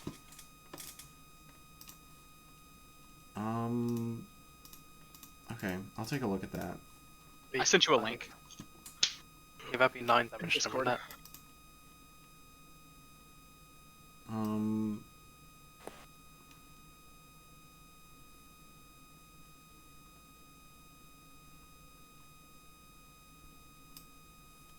So, why is it magic damage? It's spell damage? I mean, it doesn't say it's physical damage in the description of the spell. It just says they take. It does damage. say extra damage, which makes me think that it is just additional. It's your call. It's your call. It just didn't say it's physical Yeah, damage. I'm curious about that because at level 1 it seems too good, but then later it feels fine. I'm just gonna say that it's the same as your weapon, and then once you get a magical weapon, then it won't be a big deal, right? Because it'll just be. Sure. I'm just gonna say that since it's Another thing that's important too is that I'm considering it part of the same roll. Now, if it was like it did its own damage after the fact, then there's a potential for it to have resistance to both of them round down when they get halved. Sure. So I don't know. I feel like I'm kind of giving you something, and it doesn't matter. This thing's almost dead anyways. Your call. Either way. It gets a turn. Yeah, sure. Why not? Let's see this thing try to fight you for once. Finally being able to see you. Maybe you can take a little bit of the damage and take some heat off of our spellcasters. If it's moving out of threat with our Druid, do they get an attack of opportunity since it's moving out of threat range? Flyby. Normally, but these guys have special sweet flyby, so that they don't. Okay. Don't do it. The bite. 16 on both. Does 16 hit you? Okay. Yeah, they both hit. Okay. Let's do some damage. At least you didn't get crit twice, though. That druid is taking a pounding. 9 damage total. Okay. As it bites into you and then gives you a stab with its pitchforky thing. Let's finish this up, though. Zarek, your turn. I'm gonna run up behind it, yelling, "Fight me, coward!" as I recklessly attack it. It's also flanked at this point, so you wouldn't even have to recklessly attack it. Yeah, but it's cool, so yeah. 13 does hit. Yo, yeah, you're lucky at 13 hits. Go for it. Hit it with that silvered axe. 14. 14! Whoa, 16! Alright, I thought I was going to survive a little more. Nope. That's it. Zarek teared this one a new one. You like jump on it. You did like a flying leap. You came running at it. Fight me! And then you just... The axe comes into it, deep into its back. And then when you pull back, the back end of the axe like tears through its flesh and pulls... Like it like catches on its spine and pulls its spine out of its body like a good few inches. And the whole thing... So I have the severed head and spine like an alien. There's entire corpses. You can take whatever trophies you'd like. Yeah, I'm taking that severed head and spine. Once that flesh rots off, it'll be an amazing story. Sick. Okay, so you guys finished another combat. Sadly, in the exact same spot as your last one, so we didn't get any more mappage. But that's okay. I think it's pretty Wait, sweet. so did the things have flesh? They got They're meats? organic. Yeah, they do. Yeah. They have meat and fleshy bits to them. Yeah. Although I'd have to look it up. I could be mistaken, but I think actually when devils die, they might vanish. Because I believe they actually don't die. Their bodies go back to They their get plane. transported back Yeah. to I lost my trophy. Yeah, so yeah, I'm sorry. All the extra I spine glare and at its wings. corpse as it disappears. And Yeah. mutter about ungrateful little... And you can like hear them like laughing and cackling in your mind because they like knew you wanted I'm gonna them. yell at it in my mind. You won't be laughing when I find you in hell.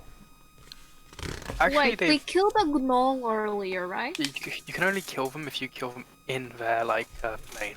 Yeah, Yeah, and their plane hell. exists. Bunch of real limiting factors on it, but I think you guys still kick some ass. Although we did see you guys get a little hurt. No one fell.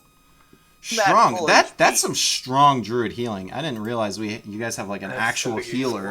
I'm Whereas- gonna we- suggest to the group if we that they could go just get- back here and take a long rest while I guard for next session. Yeah, if we just need to get some more dark sight for our friends, and then we never need light, and we can basically always give our enemies disadvantage. Yeah, well the thing is your sorcerer can spend points I think to cast magical darkness too, so Yep. but See through I don't think you can see through magical darkness. only he would be able to, yeah. Yeah, if you guys want to take a long rest, I'll be standing guard right here, preventing anything from getting. I mean, to you yeah, it guys is, for we next went in here at session. the That'd end be of the so day lovely. anyways. It is Yeah, getting close to the end fine. of the day. Well, you guys can think about that. We'll worry about long rest or whatever tomorrow. Keep in mind, though, that you are aware that when you let a lot of time pass, like a whole day like you did last time, the cavern is sort of like recoup... Whatever the gnolls are doing, you suspect that, those devils weren't there the last time, and now they are. So maybe the gnolls are doing some kind of... Hey, you did more see that foes one means stone... More trophies. You did see like a rock with like a pentagram on it or whatever, so you're like, maybe Yeah, they're this doing rock some- actually. And I doing rolled a some 20 Narcy on stuff. deciphering it, if I remember right. Yeah, I do think you did. Okay, so My guy's an expert in demons, despite being dumb. I hope you guys had a good time. Anyone watching the stream, we do We do Saturdays, or sorry, no we don't. We do Sundays and we do Wednesdays. D&D, it's the same campaign, 2 different parties playing in the same world. And it's pretty interesting. Also, I'm going to start hyping it because I just realized I'm going to do it. We're going to be doing Halloween one-shots for both groups. They're going to be completely different one-shots. I'm building the campaign out for it. Okay, fine. Rock, paper. I never do rock, paper, scissors at the end anymore, but you pay for it. You get it. We got rock, paper, scissors, baby. Which one do I feel like picking today? I'm going to pick this one over here. Boom. You can put it in chat. You can think about it in your mind, whatever you want to do. Try to get that rock, scissors, or paper. Before I reveal, I'm going to count to 3 and everyone can say their goodbyes. 1, 2, 3. Goodbye. Arrivederci. Don't let the bed bugs bite. Let them bite and devour you. I went with scissors today. So if you went paper, I'm sorry. If you went rock, you beat me. And if you went scissors, that's the secret best option because it's a tie. All right.